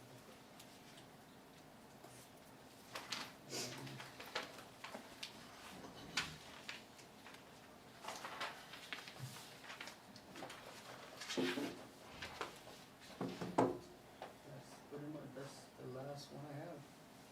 That's for sewer. Okay. Thank you, Lens. Okay, I guess this is where I say committee reports, none. Next meeting Tuesday regular meeting, Wednesday, 6 p.m., back in this room. Yeah, I can't be here at 6. So, Do it Thursday instead, or would you want to? no, I got a question for John. It's not really a question. I got an email from Municipal Solution today about the seeker, which Tiffany gonna give that to me tomorrow. I'll send it to them. Then, and when do you expect to get that on the agenda? Because they're working on the resolution for the splash park right now. I'll follow up with you. Okay.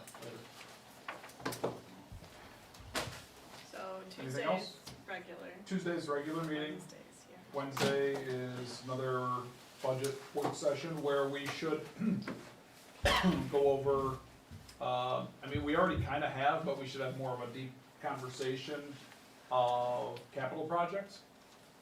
Okay? So is there no, we don't have to, so are the department heads going to be here? If they have maybe a capital project that pertains to them, so then the thought would be the following Tuesday, which would be a normal committee, we could invite all I think the mayor would have his department heads come back, and if we wanna ask any last questions or whatever thoughts, and then really start kind of talking about what, needs and wants we have, and then, work through that process. And I was asking because if it looked like it was going to be a shorter, because we won't be here till, midnight, could we maybe start at 6:30? I don't have a problem with that, it's not That works, I don't also know. to get out of class and right. the students will be happy and. Can you make that adjustment? Tiffany? That works. I just gotta make sure, Whatever time you tell me. just I make mean, sure the mayor knows. yeah. So, What? John, on the 21st, the 22nd, that week of March, I will be in Seattle, Okay. so. That's fine. Lens, is it possible to get a list of where the money was spent from the ARPA funds? Oh, yeah, we had that at one I can point. show it to her now. We already did? I got a minute for this one, yeah, cause I'm curious, that the reservoir valve, for some reason that's sticking in my head that we did that. I thought we pulled it out, I thought we did it last budget. At to be least, honest with you. yes, we pulled the money out, put it aside or something for that. I thought we gave the okay for that. Cause I don't wanna go searching through my stuff. I know you got a better. I don't think I don't think it came out of ARPA funds, I thought we had talked about that last budget. Because, well, that's all. We had, everything we had up there, we literally went through and we, Right, right. and then the rest we, I thought there was one ARPA funds that we said we were gonna use, but we didn't actually transfer.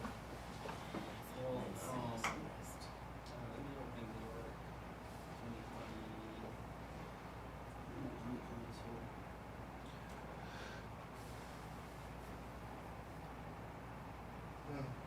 or if it's something that's gonna take you a minute, then I'm just, You can mail it to us.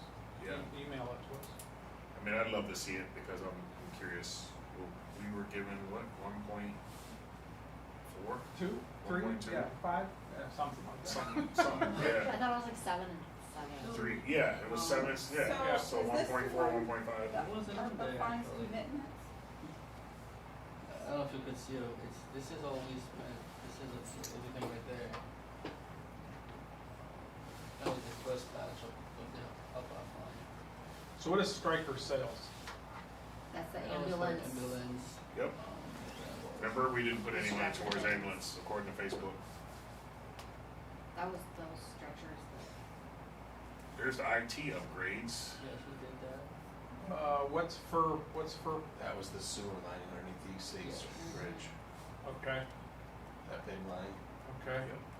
And what's, okay.